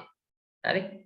එතකොට පසෙන් ප්‍රධාන වශයෙන්ම අපිට දැක් ගන්න පුළුවන් මුල් රෝග ඇති කරන ජීවී කාණ්ඩ ගණනාවක් ව්‍යාප්ත වෙලා යනවා පස හරහා. විශේෂයෙන්ම ජල වහනයේ දුර්වල තත්ත්වයන්ට බොහෝ විට පස හරහා විශාල ප්‍රදේශයකට මේ ජලයත් සමග මේ රෝග කාරකින් පැතිරලා ඊට පස්සේ බිම් සකස් කිරීම වගේ දේවල් හරහාත් මේ රෝග පැතිරී යන අවස්ථා අපිට දැක් ගන්න පුළුවන්. හරි? එතකොට විශේෂයෙන්ම මේ රෝග ශාක වලට ආසාදනය වෙන මුල් වල ඇති වෙන තුවාල බීජ පොරොහණේදී බීජවල බීජාවරණයේ පැලීමත් සමග විශේෂයෙන්ම අදෝබවුම පොරොහණයක් සහිත බීජ වලට මේ රෝග පැතිරලා යනවා. හරි? ඊට පස්සේ ගොඩක් වෙලාවට මේවා අපි හඳුන්වනවා පාංශු ජනන රෝග කියලා. මේ පසෙන් බෝවන රෝග පාංශු ජනන රෝග කියලා හඳුන්වනවා. හරි? විශාල සංඛ්‍යාවක් තියෙනවා ඇත්තටම පාංශු ජනන රෝග. තක්කාලි වලට ඇති වෙන හිටු මැරීමේ රෝගය. සියුඩෝමෝනාස් සොලනේසියාරුම් කියන බැක්ටීරියාව නිසා ඇති වෙන හිටු මැරීමේ රෝගය. තක්කාලි, බටු, මිරිස්, දුම්කොළ වගේ සොලනේසියේ කුලයේ බෝ වලට හැදෙන්නේ. හරි? ඇති වෙන්නේ මේ පස හරහා තමයි පැතිරෙන්නේ. ඊළඟට කළු මුල් රෝගය කියන එක. රොසනියා ඇකියුටා ආර්කියුටා කියන දිලීරයෙන් හින්දා ඇති වෙන. ඊළඟට හේම් වල මුල් ගැට රෝගය. හරි? මෙලොඩිගනි බ්‍රැවිකියුඩා කියන වටපණුව නිසා තමයි ඇති වෙන්නේ. පස හරහා පැතිරෙන්නේ. ඒතකොට වටපණු රෝග සාමාන්‍යයෙන් පස හරහා පැතිරෙන්නේ ඕනෑ වටපණු රෝගයක්. අර්ථාපල් කළු කොළර රෝගය. හරි? රයිසොප්ටෝනියා සොලානි කියන දිලීරය මගින් ඇති වෙනවා. හරි? එතකොට තවාන් වල දිය බලන් කෑමේ රෝගය. එතකොට මේක දිලීර මගින් නැති වෙන්නේ. ප්‍රධානම දිලීරය තමයි ඔය දිය බලන් කෑම ඇති කරන පිතියන කියන දිලීරය. ඊට පස්සේ දිලීර විශේෂ ඊළඟට රයිසොප්ටෝනියා ෆියුසේරියම් කියන දිලීර විශේෂත් දිය බලන් කෑම සඳහා දායක වෙන්න පුළුවන්. දිය බලන් කෑමේදී සිද්ධ වෙන්නේ කඳ පාදස්තේ ජල වහනයේ දුර්වල තත්ත්වයට කඳ පාදස්තෙන් කඳ දි รา පත් වෙනවා නැත්නම් කුණු වෙනවා. ඊට පස්සේ ශාක කුඩා ශාක මැලවිලා කඳ ඇදකිට වැටෙනවා මිය යනවා. හරි? ඊට අමතරව රබර් සුදු මුල් රෝගය කියන්නේ හෝමස් ලිග්නොසස් කියන දිලීර මගින් තමයි ඇති වෙන්නේ. හරි? එතකොට මේවයි පොඩා උදාහරණ මතක තියෙන්නේ දැන් මේවයි. දැන් මේකේ නම ඒ කියන්නේ මේ විද්‍යාත්මක නාමයේ ඔයගලන්ට අවශ්‍ය වෙන්නේ බහුවර්ණ වලදී. හරි බහුවර්ණ වලදී ප්‍රශ්නයක් අහනවා නම් විද්‍යාත්මක නාම කෙලින්ම අහන්නේ. හැබැයි ඔයගොල්ලෝ රචනා ප්‍රශ්නයකට වගේ උත්තර කියනකොට ව්‍යුහගත ප්‍රශ්නයකට උත්තර දෙනකොට මේ රෝගයේ නම ලිව්වත් පිළිගන්නවා. තේ මුල් ගැට රෝගය ඇති කර තේ මුල් ගැට රෝගය කියලා කිව්වනම් පිළිගන්න. හරි. හරි. ඒ වගේ මතකයක් තියෙන්න ඕනේ. යම් මතකයක් තියෙන්න ඕනේ මේ රෝග පිළිබඳව අර වල්පැහැති වල වගේම. හරි. ඊළඟට වාතයෙන් බෝවන රෝග. රයිට්. එතකොට වාතයෙන් බෝ වෙන්න නම් මොකද වෙන්න ඕනේ? බීජාණු හැදෙන්න ඕනේ. එතකොට දිලීර වර්ග තමයි ප්‍රධාන වශයෙන්ම මේ වාතයෙන් රෝග බෝවන රෝග විදිහට කියන්නේ. නමුත් එක රෝගයක් තියෙනවා ඇත්තටම මේ වාතයෙන් බෝවන දිලීර රෝගය. හරි. එතකොට ඒ තමයි මොකද්ද මේ තේ බිබිලි රෝගය. සෝරි මේ කපු වල බැක්ටීරියා අංගමාරය වාතය හරහා පැතිරෙනවා. ඒ කියන්නේ මෙහෙම ඒක පැතිරෙන්නේ වහිනකොට මේ බැක්ටීරියා මේ බීජාණු පැතිරලා යනවා මේ වැහි බිඳුත් එක්ක. ඒ කියන්නේ කොළයකට වැටලා පල්ලෙහාට වැටෙනකොට ඊළඟ කොළේ තියෙනවා. එහෙම නැත්නම් වැහි බිඳුව විසිරලා යනකොට ඊළඟ ශාකයට යනවා. ඒ විදිහට යනවා. ඊට අමතරව මේ දිලීර රෝග පත්‍ර වලට ඇති වෙන දිලීර රෝග ගණනාවක් තියෙනවා වාතය හරහා පැතිරෙන තේ බිබිලි රෝගය. හරි. එක්සෝබීඩියම් වෙක්සල්ස් කියන වර්ගයේ මගින් ඇති වෙන එක්සෝබැසිඩියම් වෙක්සල්ස් කියන වර්ගය ඊළඟට කෝපි මලකඩ රෝගී හැමිලියා වෙස්ට්‍රාටික්ස් වගින් ඇති වෙන දිලීරය මගින් ඇති වෙන කෝපි මලකඩ රෝගය උදාහරණ විදිහට ගන්නවා. එතකොට මේක විශේෂයි. එහෙනම් මේක පොඩ්ඩක් මේ වර්ග ඔක්කොම මතක තියාගන්න ඕනේ. නමුත් මෙන්න මේක විශේෂයි. හරි.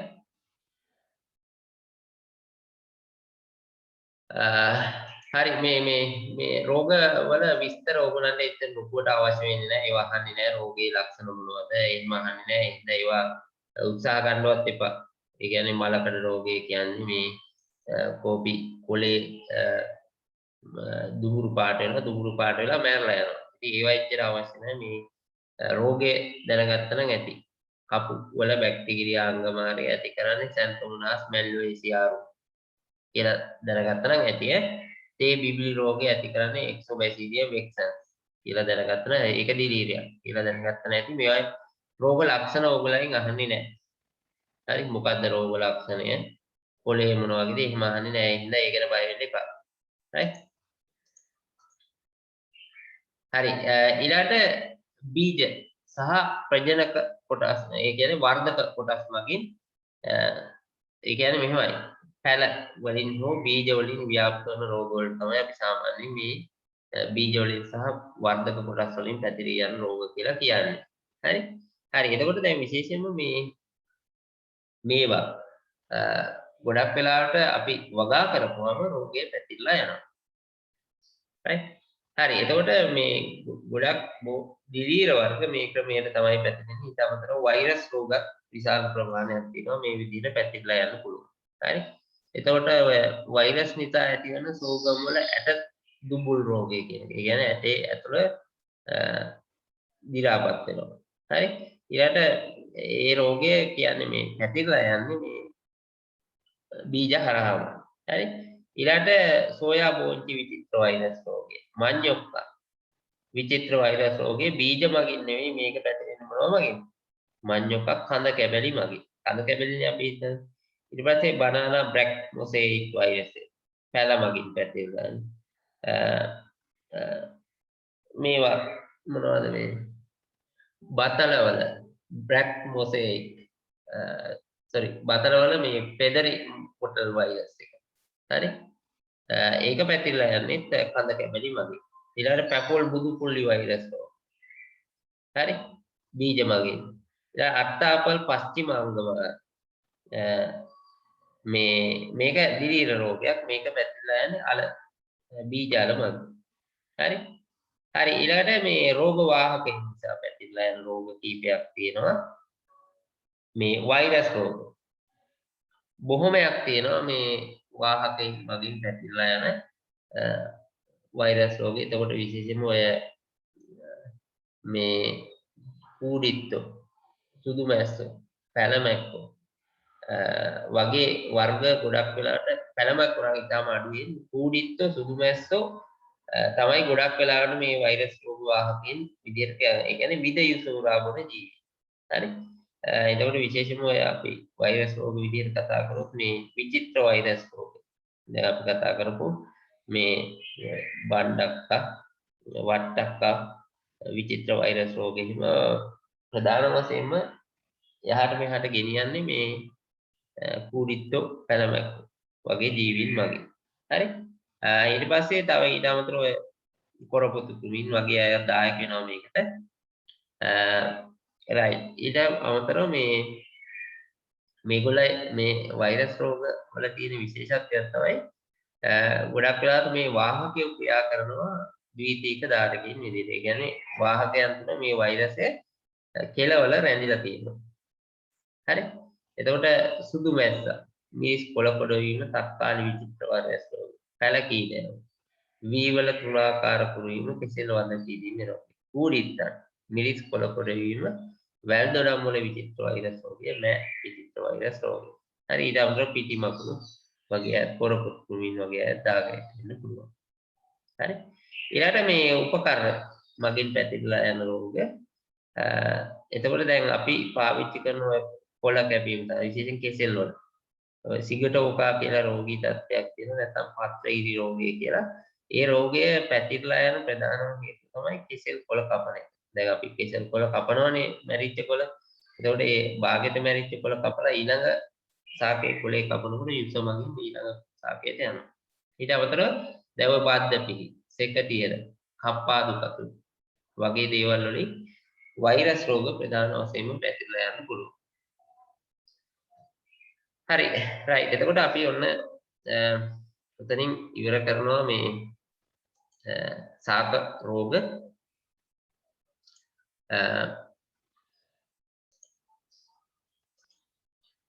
හරි.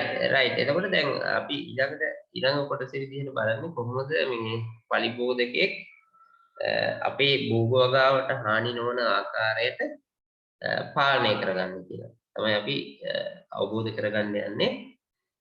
එතකොට දැන් සාමාන්‍යයෙන් අපි පලිබෝධකයක් කියලා කිව්වේ අපේ භෝග ශාක වලට ආර්ථික වශයෙන් හානිදායක විය හැකි ඕනෑම ජීවියෙක් තමයි අපි පලිබෝධකයක් විදිහට හැඳින්වෙන්නේ නේද? එතකොට දැන් පලිබෝධකයක් ගත්තම සාමාන්‍යයෙන් අපේ ආර්ථිකයට හානිදායක නොවන මට්ටමේ පවත්වා ගැනීමට හැකිනම් යම්කිසි පලිබෝධකයකගේ ගහන ඝනත්වය ආර්ථික හානිදායක නොවන මට්ටමින් පවත්වාගත හැකිනම් අපිට පලිබෝධකයා ගැටලුවක් වෙන්නේ නැහැ. හරි. එතකොට දැන් අපි පලිබෝධ කළමනාකරණයේ මූලික સિદ્ધාන්තය වෙන්නේ තෝක. මොකද්ද? පලිබෝධකයා ආර්ථික හානිදායක මට්ටමට පහළින් පවත්වා ගැනීම. හරි. ඊට අමතරව මෙන්න මේ උපක්‍රමත් පලිබෝධ කළමනාකරණයේ විදිහට තමයි අපි හඳුන්වන්නේ. වගා භූමිය තුලට පලිබෝධකයට පැමිණීමට අවස්ථාවක් නොදීම. ඊළඟට වගා භූමිය තුල සිටින පලිබෝධකයේගේ ගහන ඝනත්වය මේ ආර්ථික හානිදායක එහෙම නැත්නම් ආර්ථිකයට හානිදායක නොවන මට්ටමට පහළින් පවත්වා ගැනීම කරන්න පුළුවන්. එහෙම නැත්නම් සම්පූර්ණයෙන්ම පලිබෝධකයා විනාශ කිරීම. ඒ කියන්නේ සම්පූර්ණයෙන්ම විනාශ කිරීම කරන්නත් පුළුවන් අපිට. හරි? හරි. රයිට්. එතකොට දැන් කොහොම නමුත් කවන්නේ දැන් කොහොම හරි අපේ ආර්ථිකයට හානිදායක නොවන මට්ටමකින් යම්කිසි පලිබෝධකයකගේ ගහන ඝනත්වය පවත්වාගෙන යන්න පුළුවන් නම් අපි ඒකට කියනවා පලිබෝධ කළමනාකරණය කියලා. එතකොට ඒ අවස්ථාවල අපි ගන්න උපාය මාර්ග මොනවද කියලා අපි පොඩ්ඩක් බලමු. හරි? හරි. එතනදී විශේෂයෙන්ම දැන් යම්කිසි පලිබෝධකයක් ගත්තම පලිබෝධකයාගේ ගහන ඝනත්වය නැත්නම් ගහන මට්ටම අපි පලිබෝධකයක්ද කියන එක තීරණය කරන්න යොදා ගන්න. පැහැදිලි නේද? ඒ කියන්නේ දැන් යම්කිසි පලිබෝධකයක් ගත්තම මේ පලිබෝධකයා පලිබෝධකයෙක්ද කියලා අපි අවබෝධ කරගන්න. පලිබෝධකයෙක්මද කියලා අපි දැනගන්නේ එයාගේ ගහන ඝනත්වය මගින්. එතකොට ගහන ඝනත්වය කියන එකෙන් අපි අදහස් කරන්නේ ඒකක වර්ගඵලයක් තුළ ජීවත් වන පලිබෝධකයාගේ ජීවීන් සංඛ්‍යාව. දැන් උදාහරණයක් විදිහට කූඩිත්තෙක් ඉන්නවා නම් වර්ග මීටරයක 10 දෙනෙක්. එතකොට කූඩිත්තාගේ ගහන ඝනත්වය වර්ග මීටරයට 10යි. පැහැදිලිද? අන්න එහෙම තමයි අපි ගහන ඝනත්වය කියන එක ඉදිරිපත් කරන්නේ. right? හරි. එතකොට දැන් ගහන ඝනත්වය ගත්තම ගහන ඝනත්වයේ මට්ටම් කීපයක් අපිට හඳුනා ගන්න පුළුවන් පලිබෝධකයා පිළිබඳ අවබෝධයක් ලබා ගැනීම සඳහා. හරි. එතන එකක් තමයි සමතුලිත මට්ටම කියන එක. නැත්නම් අපි කියන විභව සමතුලිතතාවය කියලා. එතකොට විභව සමතුලිතතාවය කියන එකෙන් අපි අදහස් කරන්නේ පලිබෝධකයා පාලනය වෙලා ඉන්න භෝගයට හානිදායක නොවන මට්ටමක් මේක. හරි සාමාන්‍යයෙන් ස්වාභාවික පරිසරයේදී තමයි ගොඩක් වෙලාවට පලිබෝධකයෝ ගත්තම මේ විභව සමතුලිතතාවය කියන එක දකින්න පුළුවන්. මොකද මේ පලිබෝධකයාට ස්වාභාවික සතුටක් මේ පරිසරය තුළදී ඉන්නවා. මෙයා මොකද කරන්නේ මේ යම්කිසි පාලනයකට යටත් වෙනවා මේ අර ස්වාභාවික සතුරන් හමුවේ. හරි ඒ හින්දා මොකද වෙන්නේ? මෙයාගේ ගහණය වැඩි වෙන්නේ නැහැ අඩු වෙන්නේ නැහැ. යම් යම් අවස්ථාවල පොඩි පොඩි අඩු වැඩි වීම වෙන්න පුළුවන්. නමුත් ගොඩක් වෙලාවට මේ සමතුලිත මට්ටමක ඉන්නවා. දැන් විශේෂයෙන්ම භෝග වගාවකදී යම් පරිබෝධකේ ආර්ථික හානිදායක මට්ටමට වඩා පහළින් හැම වෙලාවෙම රැඳිලා ඉන්නවනම් මෙයා පරිසරයේ රැඳිලා හිටියට අපිට පරිබෝධකෙක් බවට පත් වෙන්නේ නැහැ කියන එක තමයි අපේ සාමාන්‍යයෙන් අපි පිළිගන්නේ. හරි ඊළඟ මට්ටම තමයි ආර්ථික දේහලීය මට්ටම. ආර්ථික දේහලීය මට්ටම කියලා කියන්නේ දැන් පරිබෝධකයා සමතුලිත මට්ටමින් නිදිලා ක්‍රමයෙන් ගහන ඝනත්වය වැඩි කරගෙන භෝගයට හානි කරනකොට දැන් පරිබෝධකයෙක් කියන එක්කෙනා සමතුලිත මට්ටමේ හිටියත් භෝගයට හානි කරනවා. නමුත් ඒ හානිදායක தත්ත්වය හානි කරන මට්ටම අපිට ඊතරම්ම දැනෙන්නේ නැහැ. ඒ කියන්නේ අපිට පාලනය කරන්න ඊට වඩා වියදමක් යනවා. ඒ නිසා අපි සාමාන්‍යයෙන් එයාව පාලනය කරන්න උත්සාහ ගන්න මේ ආර්ථික දේහලීය මට්ටමට වඩා පහළින් නම්. හරි? එතකොට දැන් ආර්ථික දේහලීය මට්ටම කියලා කියන්නේ යම්කිසි පරිබෝධකයක් ආර්ථික හානිදායක මට්ටමට ළඟා වීම සඳහා ළඟා වීමට පෙර පාලනය කළ යුතු ගහන මට්ටම තමයි අපි කියන්නේ ආර්ථික දේහලීය මට්ටම කියලා. ඔන්න හොඳට තේරුම් ගන්න. හරි සමතුලිත මට්ටම කියන්නේ ආර්ථික දේහලීය මට්ටමට පහළින් ඉන්නේ ඒ හානිය අපිට දැනෙන්නේ නැහැ. එතකොට දේහලීය මට්ටම කියලා කියන්නේ ආර්ථික හානිදායක මට්ටම. ඒ කියන්නේ අපිට ආර්ථික වශයෙන් දැනෙන මට්ටමට හානි කිරීමට පෙර පරිබෝධකයා පාලනය කිරීම ආරම්භ කළ යුතු අවධිය. තමයි නැත්නම් ගහන ඝනත්වයට තමයි අපි කියන්නේ ආර්ථික දේහලීය මට්ටම කියලා. ETL කියලා අපි කියනවා. ඊළඟට ආර්ථික හානිදායක මට්ටම. එතකොට ආර්ථික හානිදායක මට්ටම කියලා කියන්නේ මේ ගහන ඝනත්වයට වඩා අපිට හානියෙන් ඇති වෙනවා. ඒ හින්දා සාමාන්‍යයෙන් ආර්ථික දේහලීය මට්ටමට වඩා පහළින් පවතින විට පරිබෝධකයා පාලනය කළ යුතු වෙනවා. right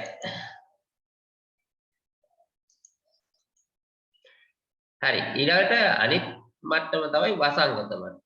වසංගත මට්ටම කියලා කියන්නේ යම්කිසි පරිබෝධකයක් ගත්තම එයාගේ ගහණය ඉතාම කෙටි කාලයකින් ආර්ථික හානිදායක මට්ටම ඉක්මවලා ඒ වගේ දෙතුන් ගුණයකින් ගහණය වැඩි වෙනවා නම් ඒ තත්ත්වයට අපි කියනවා ආර්ථික හානිදායක මට්ටම කියලා. මේ තත්ත්වයේදී භෝගයක් දින කිහිපයකදී විනාශයටපත් වෙන්න පුළුවන්, සම්පූර්ණයෙන්ම විනාශ වෙලා යන්න පුළුවන්. හරි එතකොට දැන් අපි මේ වගේ ප්‍රස්තාරයකින් අපිට සාමාන්‍යයෙන් මේ ගහණයක් හඳුනා ගන්න පුළුවන්. දැන් විශේෂයෙන්ම දැන් අපි හිතමු පරිබෝධ ගහණය තමයි මේ පැත්තේ ඉන්නේ. මේ පැත්තේ තියෙනවා කාලය. හරි කාලයත් සමග සාමාන්‍ය ආර්ථික හානිදායක මට්ටමට පහළින් ආර්ථික දේහලීය මට්ටමට පහළින් ETL කියන්නේ ආර්ථික දේහලීය මට්ටම. මේ වගේ ගහණයක් යනවා නම් ඒ ගහණය අපිට ආර්ථික හානිදායක නැහැ. හරි හැබැයි යම්කිසි ගහණයක් ගත්තම ඒ ගහණය යම්කිසි ආකාරයකින් මේක ඉක්මවලා ඒ කියන්නේ මේ ආර්ථික දේහලීය මට්ටමට ළඟා වෙනවා නම් මේ පරිබෝධකයා පාලනය කර යුතුයි. එතකොට මේ දේහලීය මට්ටම ඉක්මවලා වේගයෙන් වර්ධනය වෙනවා නම් අනිවාර්යයෙන් පාලනය කරන්න ඕනේ. එතකොට මේ මට්ටම ඉක්මවලා ගොඩාක් වර්ධනය වෙනවා නම් මේ තත්ත්වයකට අපි කියනවා වසංගත තත්ත්වයක් කියලා. වසංගතයක් කියලා කියනවා. හරි එතකොට වසංගත තත්ත්වයක් බවට පත් වෙන්න නම් වේගයෙන් ගහණය අසාමාන්‍ය ලෙස වැඩි වීමක් සිද්ධ වෙන්න ඕන. හරි එතකොට සමහර පරිබෝධ ගහන අපිට හඳුනා ගන්න පුළුවන් ඇත්තටම මේගොල්ලයි ගහනේ ස්වභාවය අනුව පලිබෝධකයේද නැද්ද කියන එක. දැන් මෙහෙම ආර්ථික හානිදායක මට්ටමට වඩා නිතරම පහළින් ඉන්නවා ඒ වගේ පලිබෝධකයෝ නෙමෙයි. හරි? පලිබෝධකයෙක් වුණත් අපි යාව පලිබෝධකයෙක් විදිහට ගණන් ගන්නේ නැහැ. මොකද භෝගයට හානියක් කරන්නේ නැහැ. ලොකු හානියක් කරන්නේ නැහැ. එතකොට සමහර අවස්ථාවල විශේෂ තත්ත්වෙින්ද පලිබෝධකයෝ බවට පත් වෙන්න පුළුවන්. හරි දැන් උදාහරණයක් විදිහට අපි පසේ ආම්ලිකතාවය වැඩි වෙනකොට මේ අර ගෝවා වගේ සාකවලට ගදා හැඩති මුල් රෝගය ඇති කරන දිලීරය ඒ රෝගය ඇති කරනවා. හරි එතකොට කලාතුරකින් ඇති වෙන්නේ ඒක. හරි ඒ වගේ අය ඉන්නවා. පලිබෝධකයෝ බවට පත් වෙනවා. ඊට පස්සේ සාමාන්‍ය කන්නයක් හැර කන්නේ පලිබෝධකයෝ බවට පත් වෙනා ඉන්න. දැන් උදාහරණයක් විදිහට අපි ගත්ත දුඹුරු පැලකීද. මහ කන්නේදී පලිබෝධකයෙක් බවට පත් වෙනවා. අනිත් කාලේදී පලිබෝධකයෙක් බවට පත් වෙන්නේ නැහැ. මේ වගේ කෙනෙක්. එතකොට ඒගොල්ලෝ ආර්ථික හානිදායක මට්ටම ඉක්මවලා යන්නේ කාලයකට විතරයි. හරි? නිතරම පලිබෝධකයෝ බවට පත් වෙනවා. ඒ කියන්නේ අපි මේගොල්ලෝ තමයි කී පෙස්ට් විදිහට හඳුනන. මේගොල්ලෝ අනිවාර්යයෙන්ම පලිබෝධකයෝ. මේගොල්ලෝ මොකද කරන්නේ? නිතරම ගහන කරත්තේ තියාගන්න බලන්නේ ආර්ථික හානිදායක මට්ටමට ඉහළ. ඒ කියන්නේ දැන් පලිබෝධකයා ශේෂ්ත්‍රයට ඇතුළු වුණා කියන්නේ අනිවාර්යයෙන්ම ගහණයේ ශීඝ්‍රයෙන් වැඩි වෙලා ආර්ථික හානිදායක මට්ටම ඉක්මවල යනවා. නිතරම ආර්ථික හානිදායක මට්ටමට ඉහළ. ඒකට මේගොල්ලෝ අනිවාර්ය පලිබෝධකයෝ. හරි? හරි. රයිට්. එතකොට දැන් සාමාන්‍යයෙන් අපි ගත්තම මේ භෝගයකට ඇතිවන වසංගත තත්වයක් කියලා කියන්නේ විශේෂ තත්වයක්. හරි භෝගයකට ඇතිවන වසංගත තත්වයක් කියලා කියන්නේ විශේෂ තත්වයක්. මොකද වසංගත තත්වයක් ඇති වුණාම භෝගයක් දින කිහිපයක් තුළ සති කිහිපයක් තුළ සම්පූර්ණයෙන්ම විනාශ වෙලා යනවා මේ පලිබෝධකයාගේ හැසිරීම නිසා. හරි? එතකොට දැන් විශේෂයෙන්ම වසංගත තත්වයක් ඇති වුණාම අපිට ගොඩක් වෙලාවට රසායනික ක්‍රම යොදාගෙන මර්ධනය කරන්න සිද්ධ වෙනවා. ඒ වගේම තමයි දැන් වසංගත තත්වයක් ඇති වෙන්න හේතු කීපයක් අපිට හඳුනා ගන්න පුළුවන්. එකක් තමයි වෙනස් පරිසරයකින් නව වගා භූමියකට පලිබෝධකයෙක් ඇතුළු වීම. දැන් පලිබෝධකයාට හිතකර තත් වෙනවනම් ගොඩක් වෙලාවට මේ පරිසරයේදී යාට මේ හතුරු නැහැ. ඒ හින්දා ශීඝ්‍ර වර්ධනයක් වෙන්නලා භෝගයට වසංගත තත්ත්වයක් ඇති කරන්න පුළුවන්. විකෘති හරහා ප්‍රචණ්ඩ පලිබෝධ මාදිරි බිහිවීම. හරි එතකොට දැන් සමහර වෙලාවට විකෘති තත්ත්ව මගින් ප්‍රචණ්ඩ පාලනය කළ නොහැකි වර්ග ඇති වෙනවා. එතකොට දැන් කොරෝනා වෛරස් එකේ තියෙන ඒ වගේ නේද? ඉතින් එතකොට මොකද වෙන්නේ මේ වසංගතයක් විදිහට වර්ධනය වෙලා යනවා. හරි භෝග. ඊට පස්සේ අනේක තමයි අධික පොහොර භාවිතය නිසා ශාක මාංශක තත්ත්වයට පත් වෙලා තියෙනකොට පලිබෝධ ශීඝ්‍රයෙන් වර්ධනය වෙනවා. හරි ඊළඟට මේ අඩු ප්‍රතිරෝධීතාවයක් දක්වන භෝග ප්‍රභේද වගා කිරීම නිසා වසංගත තත්ත්ව ඇති වෙන්න පුළුවන්. හරි ඊළඟට මේ දැන් කෘමි නාශක වගේ පලිබෝධ නාශක යොදනකොට මේ පලිබෝධ නාශක වලට එරෙහිව ප්‍රතිරෝධීතාවය පලිබෝධකයන් තුළ ඇති වුණාමත් වසංගත තත්ත්වයක් ඇති වෙන්න පුළුවන්. ඊළඟට මේ විශේෂයෙන්ම කෘමීන්ට හිතකර දේශගුණික තත්ත්ව ඇති වෙන. විශේෂයෙන් අපි දන්නවා දුඹුරු පැලකී කියලා. වැස්ස වැඩි කාලට වේගෙන් පැතිරලා ගිහින් වසංගතයක් බවට පත් වෙනවා. අන්න ඒ වගේ. හරි. ඊළඟට මේ කෘමිනාශක විශේෂයෙන් කෘෂි රසායනික ද්‍රව්‍ය භාවිතය නිසා පලිබෝධකයින්ගේ පරපෝෂිතේ විලෝපිකේ වගේ ඒගොල්ලන්ට හතුරන් විදිහට ක්‍රියා කරන ජීවීන් විනාශ වීමත් වසංගත තත්ත්ව ඇතිවීමට හේතුවක් වෙන්න පුළුවන්. රයිට්. ඉතින් ඔය වගේ හේතුන් නිසා වසංගත තත්ත්ව ඇති වෙන්න පුළුවන්. එතකොට අපි දැන් පලිබෝධකයෙක් ගත්තම මේ පලිබෝධකයා ඇත්තටම පලිබෝධකයෙක් කියලා හඳුනා ගන්න යොදා ගන්නවා ඒගොල්ලයි ගහන ගණන්. හරි. හරි. එතකොට දැන් සාමාන්‍යයෙන් දැන් අපි කීප දෙනෙක් විතරක් බලමු මේකෙන් දුමුරු පැලකීන ගත්තම වර්ධක අවධියේදී පඳුරු 25ක් එහෙම නැත්නම් මිටි 25ක කපලා ගත්ත මිටි 25ක කීඩෑවන් 125ක් ඉන්නවනම් වර්ධක අවධියේදී එයා ආර්ථික හානිදායක මට්ටමකට ළඟා වෙනවා. හරි. එතකොට මේ කීඩෑවෝ 25ට මේ පඳුරු 25ක් කීඩියෝ 125ට අනුව 100ට වැඩි නම් ආර්ථික දේහලීය මට්ටමට ළඟා වෙනවා. අන්න එහෙම අපි හදන්නේ. හරි. එතකොට ප්‍රජනන කාලයේදී පඳුරු 25ක එහෙම නැත්නම් පිටි 25ක් කීඩවල් 200ක් ඉන්නේ. නැත්නම් ආර්ථික දේහලීය මට්ටම කියලා කියන්නේ සාමාන්‍යයෙන් කීඩවල් 150ක් විතර. ඔගේ ඉන්නවනම් පාලනය කළ යුතුයි. හරි. ඊළඟ ගොබ් මැස්සා. පඳුරු එහෙම නැත්නම් මිටි 25ක සුදු ගොබ 25ක් තියෙනවා. හරි. අන්න එහෙම අපි හදාගන්න. පැහැදිලි නේද? ඔය වගේ එක එක වර්ග අනුව වෙනස් වෙනවා. හරි. හරි රයිට් අපි ටක් ගාලා යන් ඊළඟ කොටසට මේ ඊළඟට දැන් අපි පලිබෝධකයක් ගත්තම දැන් මම ගිය සතියේත් මේක කියලා දුන්නා දැන් පලිබෝධකයක් ගත්තම ඒ පලිබෝධකයා පාලනය කරන්න ඕන අවධිය හඳුනාගන්නේ මේ ආර්ථික හානිදායක මට්ටම අනුව හරි දැන් පලිබෝධකයක් ගත්තම ඒ පලිබෝධකයාගේ ආර්ථික දේහලීය මට්ටමට පහළින් නම් ගහණය රැඳිලා ඉන්නේ ආර්ථික දේහලීය මට්ටමට පහළින් නම් ගහණය රැඳිලා ඉන්නේ මේ ගහණයෙන් අපිට ආර්ථික වශයෙන් හානියක් නැහැ. එහෙනම් අපි සාමාන්‍යයෙන් මීට පහළින් තියෙන ගහණයක් පාලනය කරන්න උත්සාහ කරන එක අපිට ආර්ථික හානි වශයෙන් පාඩුයි. හරි. එතකොට ගහණය ක්‍රමක්‍රමයෙන් වර්ධනය වෙලා යම් අවස්ථාවක මෙන්න මේ මට්ටම ඉක්මවලා යනවා. දේහලීය මට්ටම ඉක්මවලා යනවනම් අන්න පරිබෝධකේ අනිවාර්යයෙන්ම පාලනය කරන්න ඕනේ.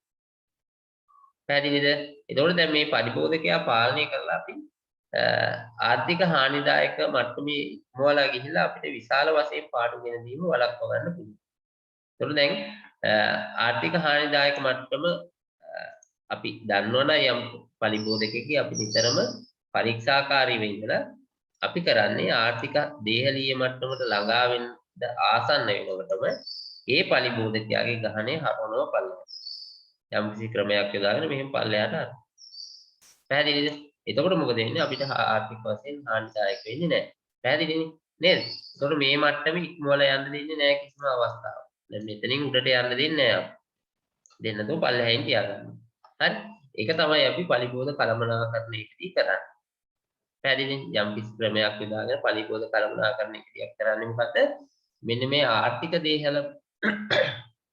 දේහලීය මට්ටමින් ඉහළට යන්න දෙන්නේ නැතුව විශේෂයෙන්ම ආර්ථික හානිදායක මට්ටම ඉක්මවා යාමට ප්‍රථම පරිබෝධකයාගේ ගහණය නැවත ආර්ථික දේහලීය මට්ටමට වඩා පහළට ගේනවා. ඒකට තමයි අපි කියන්නේ පරිබෝධ කළමනාකරණය කියන්නේ. right? හරි. එතකොට අපි පරිබෝධ කළමනාකරණය සඳහා යොදා ගන්න ක්‍රම කිහිපයක් තියෙනවා. හරි?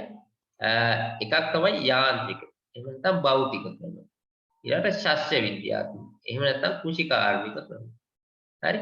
ජෛව විද්‍යාත්මක ක්‍රම. එහෙම නැත්නම් ජෛවීය ක්‍රම. ඊළඟට ජෛව රසායනික ක්‍රම. ව්‍යවස්ථාපිත ක්‍රම. සහ රසායනික ක්‍රම. එක්කෝ මේ ඔක්කොම එකතු කරලා මේ ක්‍රම හයම පුළුවන් විදිහට අපි පුළුවන් අවස්ථාවල එකතු කරලා ඒකාබද්ධ පරිබෝධ පාලනය යොදාගෙන කරන්න පුළුවන්. හරි? ඒ කියන්නේ ඒකාබද්ධ කරලත් යොදා ගන්න පුළුවන්. එකිනෙක යොදාගන්නත් පුළුවන්. කියන එකයි මේකෙන් කියන්නේ. හරි? හරි. right. ඉස්සලම අපි ගමු යාන්ත්‍රික නැත්නම් භෞතික ක්‍රම කියලා කියන්නේ මේ මෙතනදී විශේෂයෙන්ම අපි යාන්ත්‍රික උපක්‍රම යොදාගන්න. විශේෂයෙන් හිරුවලිය, තාපය, භෞතික ශක්ති ප්‍රවේග, සරල උපකරණ, සරල යාන්ත්‍රික උපක්‍රම වගේ දේවල් පාවිච්චි කරලා පරිබෝධකයා ආර්ථික හානිදායක මට්ටමට පහළින් පවත්වා ගැනීමට අපි උත්සාහ කරනවා. හරි?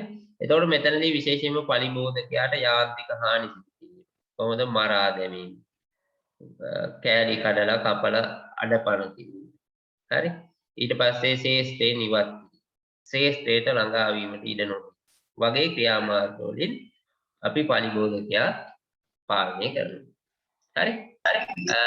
ඊළඟ දෙවෙනි උපක්‍රමය තමයි අපි යොදා ගන්න ශස්ත්‍ර විද්‍යාත්මක. එහෙම නැත්නම් අපි වට වෙන කෘෂිකාර්මික ක්‍රම කියලා. එතකොට කෘෂිකාර්මික ක්‍රමවලදී අපි කරන්නේ මොකද්ද? භෝග සංස්ථාපනයේ සිට. හරි? අස්වනු නෙලන අවධිය දක්වා සිදු කරන. ඒ කියන්නේ බිම් සකස් කිරීමේ ඉඳලා අස්වනු නෙලන අවධිය දක්වා සිදු කරන සියලුම ක්‍රියාව. කෘෂිකාර්මිකවත් විද්‍යාත්මකව. කෘෂි විද්‍යාත්මකව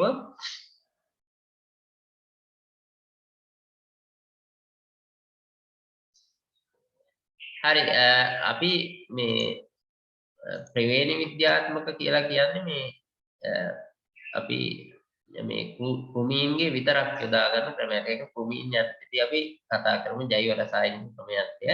ඒ කියන්නේ වෙනම ක්‍රමයක් විදිහට කෘමීන්ගේ විතරයි අපි සාමාන්‍ය ප්‍රවේණි විද්‍යාත්මක ක්‍රම යොදාගන්නේ. ඉතින් කෘමීන්ගේ කතා කරමු.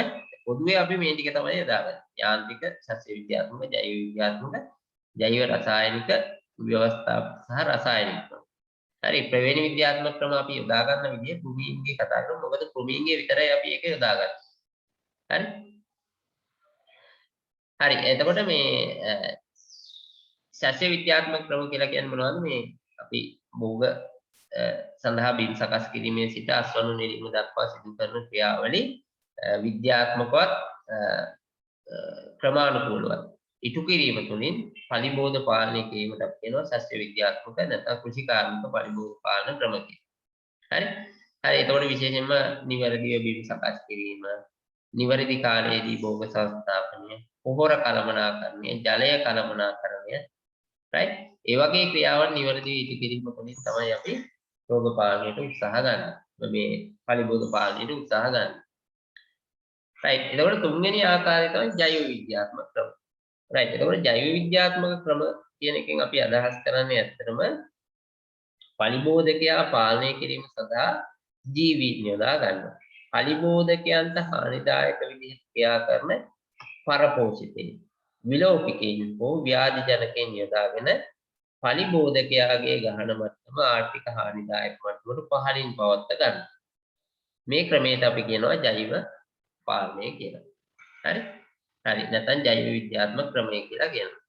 right. එතකොට දැන් මේ සාමාන්‍යයෙන් ජෛව පාලනයේදී පරපෝෂිතයින්, විලෝපිකයින් හෝ ව්‍යාධි ජනකයින් පරිසරයට මුදා හැරීමට පෙර අපි විසින් ඉස්සල්ලාම මොකද කරන්න ඕනේ? මේ පලිබෝධකයා හඳුනා ගන්න. පලිබෝධකයාට හානිදායක ජෛව පාලකයන් හඳුනා ගන්න ඕනේ. ඊළඟට ඒගොල්ලෝ බෝ කරන්න. right? ඉස්සලම හඳුනා ගන්නවා, ඊළඟට බෝ කරනවා, ඊළඟට පරිසරයට මුදා හැරලා පලිබෝධකයා පාලනය වුණාට පස්සේ තවදුරටත් ජෛව සංරක්ෂකයින් නැත්නම් ජෛව පාලකයින් අපි පරිසරයේ පවත්වා ගැනීම සඳහා ඔවුන් සංරක්ෂණය කරන්න ඕනේ. ඔය ක්‍රියාමාර්ග තුන අපි අනුගමනය කරන්නේ ජෛව පාලනය අපි දීර්ඝ කාලිනව ගෙනියනවා. ජෛව පාලනයක් වගේ පලිබෝධ පාලනය කරනවා. පලිබෝධකයා හඳුනාගෙන ඔවුන් බෝ කරලා ශේෂ්ත්‍රයට මුදා හැරලා ඊට පස්සේ සංරක්ෂණය කළ යුතුයි. එහෙම නොකරොත් නිවැරදිව පලිබෝධකයා පාලනය කරන්න බෑ. අපිට නිතර ජෛව පාලකයන් පරිසරයට මුදා හරින්න සිද්ධ වෙනවා. හරි එතකොට වියදම වැඩි වෙනවා ඇත්තටම. හරි දැන් එතකොට අනිත් එක තමයි දැන් ජෛව පාලනය සඳහා යම්කිසි ජීවියෙක් අපි පලිබෝධකයෙක් සඳහා තෝරගන්නවා නම් විශේෂිත වෙන්න ඕන. ඔවුන් විශේෂිත වෙන්න ඕනේ. ඒ කියන්නේ ඒ පලිබෝධකයාට විතරයි බලපාන. හරි එතකොට වෙනත් පරපෝෂිතයින්ගෙන් සහ විලෝපිකයන් කියන්නේ ඒ අදාළ ජෛව පාලන කාණ්ඩයට සතුරන් ඉන්න හොඳ නැහැ. හරි ඔවුන්ගේ නිදහස් ජීවියෙක් වෙන්න ඕන. අධික ප්‍රජනනයක් තියෙනවා. අධික ලෙස ප්‍රජනනයක් තියෙනවා. ඒකත් විශේෂ ලක්ෂණයක්. වගා කරන භෝග වලට හෝ සතුන්ට හෝ ගිරිසාට හානිදායක වෙන්න හොඳ නැහැ කිසිම අවස්ථාවක. හරි හරි එතකොට අපි යොදා ගන්න පරපෝෂිතය වර්ග ගණනාවක් ඉන්නවා. ගොඩක් වෙලාවට මේ පරපෝෂිතයෝ අදාළ ජීවියාගේ පලිබෝධකයාගේ ශරීරයම යැපෙමින් පලිබෝධකයා විනාශයට පත් කරනවා. සාමාන්‍යයෙන් පලිබෝධකයාට වඩා ප්‍රමාණයෙන් කුඩායි පරපෝෂිතයා. විලෝපිකයෝ. එතකොට ගොඩක් වෙලාවට අල්ලගෙන අන සතු තමයි අපි විලෝපිකයෝ කියලා හඳුන්වන්නේ. පලිබෝධකයාට වඩා විශාලයි මොහුගේ ශරීරය. හරි? එතකොට ව්‍යාධි ජනකයෝ. ගොඩක් වෙලාවට රෝගකාරකයන් තමයි ක්‍රියා කරන්නේ. දිලීර, බැක්ටීරියා, වෛරස් වර්ග තමයි අපි ගොඩක් වෙලාවට රෝගකාරකයන් විදිහට යොදාගන්නේ. ඒතර මේගොල්ලෝ අපි පරිසරයට හඳුන්වලා දුන්නම පාලනය වෙනවා. දැන් උදාහරණයකට පොල් මයිතා. ඒවා පාලනයට යොදා ගන්නවා BTI බැක්ටීරියාව. හරි අන්න ඒ වගේ එකක්. හරි. රයිට්. එතකොට ව්‍යාධි ජනකය. හරි. එතකොට ජෛව පාලනය ඉතා සුවිශේෂී. රෝග පාලනය විශේෂයෙන්ම කාබනික ගොවිතැන වගේ ක්‍රමවලදී හරිම ජනප්‍රිය ක්‍රමයක් තමයි ජෛව පාලනය කියන්නේ. ඒකට හේතු කීපයක් වෙනවා. එකක් තමයි ධාරක විශිෂ්ටතාවයේ හින්දා අදාළ පලිබෝධකයා පමණයි විනාශ වෙන්නේ. හරි. අදාළ පලිබෝධකයා පමණයි විනාශ වෙන්නේ. අවශේෂ ඉතුරු වීමක් නෑ. දැන් රසායනික ද්‍රව්‍ය භාවිතයේදී තියෙන ලොකුම ගැටලුවන්නේ අවශේෂ ඉතුරු වීම කියන එක. ඒ ඉතුරු වීමක් නෑ. ඒ හින්දා ඒකේ අහිතකර බලපෑමක් වෙන්නේ නෑ. හරි. දීර්ඝ කාලීන පලිබෝධ පාලනයක් සිද්ධ වෙනවා. දීර්ඝ කාලීනව පලිබෝධකයා ඊටාම විශිෂ්ට ආකාරයෙන් පාලනය කරනවා. හරි. එතකොට අනිත් එක තමයි දැන් මේ පලිබෝධකයා ජෛව සමතුලිතතාවයට ගැටලුවක් බවට පත් වුණාට කවදාවත් ජෛව පාලකයා ගැටලුවක් බවට පත් වෙන්නේ නැහැ. මොකද ගැටලුවක් බවට පත් වෙන ජීවියව ඉවත් කිරීම සිද්ධ කරන්නේ. හරි. ඊළාට අලුතින් ඒ කියන්නේ විකෘති ඇතිවීම මගින් ඔය දැන් විශේෂයෙන්ම පලිබෝධනාශක වලට ඇති වෙන ප්‍රතිරෝධීතාවය වගේ දේවල් මගින් අලුත් විශේෂ ඇති වෙනවනේ. එහෙම අලුත් විශේෂ ඇතිවීමක් සිද්ධ වෙන්නේ නැහැ මේක වෙන්නේ. හරි. විශේෂයෙන්ම ඔය කෘමිනාශක යෙදීමට නොහැකි අවස්ථාවල ඉතාම සුවිශේෂීව භාවිත කළ හැකි ක්‍රම. විශේෂයෙන්ම පොල් වගාවේදී අපි මයිට පාලනය කරන්න තමයි පාලනය සඳහා රසායනික ද්‍රව්‍ය යෙදීමත් එච්චර හොඳ නැහැනේ. තේ වගාවේදී වගේ තත්ත්වවලදී විශේෂයෙන්ම යොදා ගන්න පුළුවන්. right? හරි. එතකොට ජෛව පාලනයේ අවාසි කීපයක් තියෙනවා. ප්‍රධාන අවශ්‍යය තමයි මේ එක ජීවියයි විනාශ වෙන්නේ. ධාරක විශිෂ්ටතාවයෙන් හින්දා එක පලිබෝධකයක් විතරයි විනාශ වෙන්නේ. පලිබෝධකයෝ දෙනෙක් ඉන්නකොට යොදා ගන්න අමාරුයි. ඊළාට යෝග්‍ය සතුන් තෝරා ගැනීම සහ හඳුන්වා දීම ඉතා විශාල වියදමක් සහ කාලයක් වැය වෙන ක්‍රියාවක්. හරි. ඒකත් ලොකු ගැටලුවක්. ඊළඟ අනිත් එක තමයි ගොවීන්ට සහ හඳුන්වා දෙන අයට හොඳ අවබෝධයක් තියෙනුනේ පලිබෝධකයාගේ මොනන අවධියේද මේ අදාළ ජෛව පාලකයා හඳුනා දෙන්න ඕනේ කියන්නේ. එහෙම නැතුව දැන් අපි හිතමු කීට අවස්ථාවට හානි කරන කෙනෙක් සුහුඹුල් අවස්ථාව පරිසරයේ තියෙනකොට පලිබෝධකයාගේ පරිසරයේ සුහුඹුල් අවස්ථාව තියෙනකොට හඳුන්වලා දුන්නොත් එහෙම ඒක ගැටලුවක් බවට පත් වෙනවා. පලිබෝධකයා විනාශ වෙනවා. හරි. රයිට්. තව පොඩ්ඩක් කරලා මම නවත්තනවා. මේ කියන්නේ ටික හඳුන්වලා ඊළඟට ජෛව රසායනික ක්‍රම.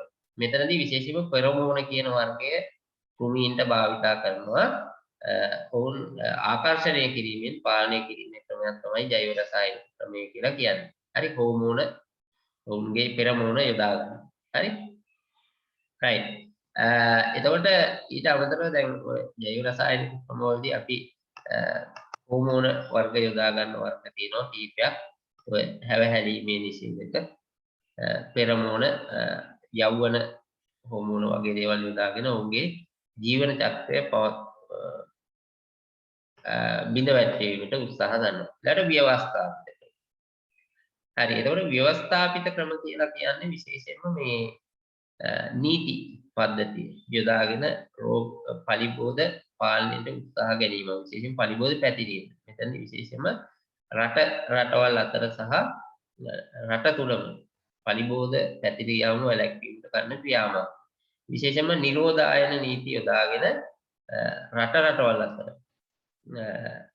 රෝග පැතිරීම වළක්වා පලිබෝධ පැතිරීම වළක්වා ගැනීම සඳහා අපි බාහිර නිරෝධායනය භාවිතා කරනවා. එතකොට මේක විශේෂයෙන්ම 1955 අංක 22 දරන සංශෝධිත රෝපණ ද්‍රව්‍ය පනත අනුව බාහිර නිරෝධායනයේ යම් සාක කොටස් සාක වර්ග මේ එතකොට සතුන් වගේ දේවල් ලංකාවට ගෙනීම තහනම් කරලා සහ සීමා කරලා තියෙනවා. ඒකෙන් රෝග පලිබෝධ ලංකාව තුළට ගෙනීම වළක්වනවා. ඊළාට අභ්‍යන්තර නිරෝධායන. මෙතනදී විශේෂයෙන්ම රෝගයක් ලංකාව තුළ පලිබෝධකේ ලංකාව තුළ පැතිරලා යනවා නම් ඒ ප්‍රදේශයෙන් අනිත් ප්‍රදේශ වලට අදාළ භෝග අස්වල. එතකොට භෝග පැල වගේ දේවල් ගෙන යාම තහනම් කරලා රෝගය පලිබෝධය පලිබෝධකයා පාලනය කිරීමට උත්සාහ ගැනීමට තමයි අපි කියන්නේ අභ්‍යන්තර නිරෝධායනය කියලා කියන්නේ. හරි? ඊට පස්සේ මේ රසායනික ද්‍රව්‍ය අපිට පාවිච්චි කරන්න පුළුවන්. රසායනික ද්‍රව්‍ය ගණනාවක් තියෙනවා අපි පලිබෝධ පාලනයේදී යොදා ගන්න. එතකොට මේවායේ ස්වභාවය අනුව අපිට වර්ගීකරණය කරන්න පුළුවන්. එතකොට පලිබෝධනාශකයක් කියලා අපි කියන්නේ පලිබෝධකයේ විනාශ කිරීම හෝ පළවා හැරීම සිදු කිරීමට යොදා ගන්නා රසායනික ද්‍රව්‍ය. හරි? විනාශ කිරීම හෝ පළවා හැරීමට යොදා ගන්නා රසායනික ද්‍රව්‍ය වලට අපි පලිබෝධනාශක කියලා කියනවා. එතකොට වර්ග කරනවා අපි මේවා අනුව. එතකොට ඔය ජීවනාශක දිලීර මර්ධනයට යොදා ගන්නා බයෝසයිඩ් කියන ඒවා ඕනෑම ජීවීන් මැරෙනවා. එතකොට දිලීරනාශක දිලීර පමණයි. අනිත් අයට යම් ප්‍රමාණයකට විස වෙන්න පුළුවන්. නමුත් දිලීර වලට තමයි අපි යොදන්නේ. එතකොට වල් පැලනාශක වල්නාශක වල් පැල ඇති විනාශ කිරීම සඳහා යොදා හර්බිසයිඩ් වීඩිසයිඩ් කියලා අපි කියනවා. ඊට පස්සේ කෘමිනාශක ඉන්සෙක්ටිසයිඩ් කෘමිනාශක ඉන්සෙක්ටිසයිඩ් කියලා අපි කියන්නේ මේක. right. ඊට පස්සේ කෘමි වර්ධක නිෂේධක අර ජෛව රසායනික ක්‍රමවලදී අපි ඉන්සෙක්ට් growth regulator ගොළු බෙලි නාශක පණුනාශක නෙමටෝඩා වටපණුනාශක කියලා කිව්වත් හරියට ඊළාට සාක වර්ධක නිෂේධක විශේෂයෙන් වල් පැල ඇති මර්ධනය සඳහා යොදා ගන්නවා. මීනාශක හරි ධූමකාරක ගොඩක් වෙලාවට මේවා සියලුම ජීවීන්ට විශ්වාසයි. ඊළාට විකර්ෂක වර්ග පළවා හැරීම සඳහා යොදා ගන්නවා. හරි? right. එතකොට මේ ඔක්කොම මම කිය විදිහට අර දැන් අපි කතා කරපු පලිබෝධ පාලන උපක්‍රම ඒකාබද්ධ කරනවා. පරිසරයට හානිය අවම වන ආකාරයට ආර්ථික හානිදායක මට්ටමට වඩා පහළින් පලිබෝධකයා පවත්වා ගැනීමට විවිධ පලිබෝධ පාලන උපක්‍රම අවශ්‍යතාවය අනුව ඒකාබද්ධව යොදා ගන්නවා නම් සංකලනය කරලා යොදා ගන්නවා නම් මේ தත්ත්වයට අපි කියනවා ඒකාබද්ධ පලිබෝධ කළමනාකරණය කියලා කියනවා. හරි ඉතින් අපි කතා කරපු විශේෂයෙන්ම මෙතනදී ශාස්ත්‍රීය විද්‍යාත්මක භෞතික සහ ජෛව විද්‍යාත්මක ක්‍රම වලට අපි වැඩි දැනක් ලබා දෙනවා. ඒ අතරම පලිබෝධකයා ආර්ථික හානිදායක මට්ටමට පහළින් පවත්වා ගැනීමට නොහැකි අවස්ථාවල අපි රසායනික ද්‍රව්‍ය භාවිතා කිරීමත් කරනවා. හරි? ඒකෙන් පලිබෝධකයා පාලනය කරනවා. විශේෂයෙන්ම දැන් අපි මේ ප්‍රස්ථාරයන් ඔයගොල්ලන්ට පේනවා ඇති. මේ පලිබෝධ දහනය ක්‍රමයෙන් වැඩි වෙනකොට ආර්ථික හානිදායක මට්ටමවල ඉක්මනටලා යන්න උත්සාහ කරන යම් පලිබෝධකෙක් ඒ පලිබෝධකයට අපි අනිවාර්යයෙන්ම රසායනික ද්‍රව්‍යයක් යොදලා පාලනය කිරීම කරනවා. ඉතින් මේ තත්වයට වර්ධනය වෙන්න දෙන්නේ නැතුව ඊට වඩා අඩු මට්ටමක අපි පවත්වාගෙන යන්න මේ පලිබෝධකයා උත්සාහ ගන්නවා මොනවා වගේද අනිකුත් ක්‍රම මගින්. එතකොට ඒ සඳහා තමයි අපි ඒකාබද්ධ පලිබෝධ පාලනය යොදාගන්නේ. බැරිම අවස්ථාවක් තමයි අපි යොදාගන්නේ රසායනික ද්‍රව්‍ය. හරි? ඒකට තමයි අපි කියන්නේ ඒකාබද්ධ පලිබෝධ පාලනය කියන්නේ. එතකොට මේ ඒකාබද්ධ පලිබෝධ පාලනයේ අර්ථ දැක්වීම තමයි හරි වැදගත්. මොකද පරිසරයට හානිය අවම වනසේ ආර්ථික හානිදායක මට්ටමට පහළින් පලිබෝධ ගහනය පවත්වා ගැනීම සඳහා යොදා ගන්නා ක්‍රම මනා සංකලනයකින් යුතුව භාවිතා කිරීම මගින් පලිබෝධ පාලනය නැත්නම් පලිබෝධ කළමනාකරණය ඒකාබද්ධ පලිබෝධ පාලනය නැත්නම් ඒකාබද්ධ පලිබෝධ කළමනාකරණය ලෙස හැඳින්වෙනවා. right ඔය අර්ථ දැක්වීම හරි වැදගත්. හරි. right එතකොට ඒකෙදි මතක තියාගන්න මේ අපි පලිබෝධ පාලනයට යොදා ගන්න උපක්‍රම ඔක්කොම වගේ පාවිච්චි කරන නමුත් රසායනික ද්‍රව්‍ය යොදා ගැනීම බැරිම අවස්ථාවක තමයි කරන්නේ. හරි? අනිත් ක්‍රම පුළුවන් හැකිතාක් යොදා ගන්නවා රසායනික ද්‍රව්‍ය යොදා ගැනීම බැරිම අවස්ථාවක් කරන්නේ. ඇයි ඒ? හේතුව තමයි පරිසරයට පලිබෝධ පාලනය මගින් සිදුවන හානිය අවම කර ගැනීම සඳහා. හරි? right. විශේෂයෙන්ම දැන් ඒකාබද්ධ පලිබෝධ පාලනයේ වාසි කීපයක් අපිට හඳුනා ගන්න පුළුවන්. රසායනික ද්‍රව්‍ය වලට ප්‍රතිරෝධී මාදිලි ඇතිවීම අවම වෙනවා. ඒ කියන්නේ විකෘති ඇතිවීම අවම වෙනවා පලිබෝධකයන්ගේ පලිබෝධනාශක මගින් හිතකර ජීවීන් විනාශ වීම අවම වෙනවා. පලිබෝධ නාශක මගින් පරිසර සමතුලිතතාවයට ඇති වෙන බලපෑම අවම වෙලා පරිසර සමතුලිතතාවයත් අපිට ආරක්ෂා කරගන්න පුළුවන්. ඒතකොට පලිබෝධ පාලනය සඳහා යන වියදම සාපේක්ෂව අඩු කරගන්න පුළුවන්. පරිසර දූෂණය විශාල වශයෙන් අඩු කරගන්න පුළුවන් පලිබෝධ නාශක නිසා සිදුවන. හරි. එතකොට අවාසි කීපෙකුත් තියෙනවා ඇත්තටම පලිබෝධ ඒකාබද්ධ පලිබෝධ කළමනාකරණය. එකක් තමයි පලිබෝධ පාලන උපක්‍රම ගණනාවක් පිළිබඳ ගොවියාට හොඳ අවබෝධයක් තියෙන්න ඕන. නේද? ඊළඟ අනිත් එක තමයි ඒ එක් පලිබෝධ පාලන උපක්‍රම નિયમિત ආකාරයට පාලනය කිරීමේ හැකියාවක් තියෙනවා. යොදා ගැනීමේ හැකියාවක් තියෙන්න ඕනේ. ඒකත් අවාසියක් ඇත්තටම. එහෙම හැකියාවක් නැති වුණොත් ඒකාබද්ධ පලිබෝධ පාලනය එච්චරම සාර්ථක වෙන්නේ නැහැ. හරි? රයිට්. එතකොට දැන් මේ විශේෂයෙන්ම ඔය නිතරම පලිබෝධකයින් බවට පත් වෙනවා.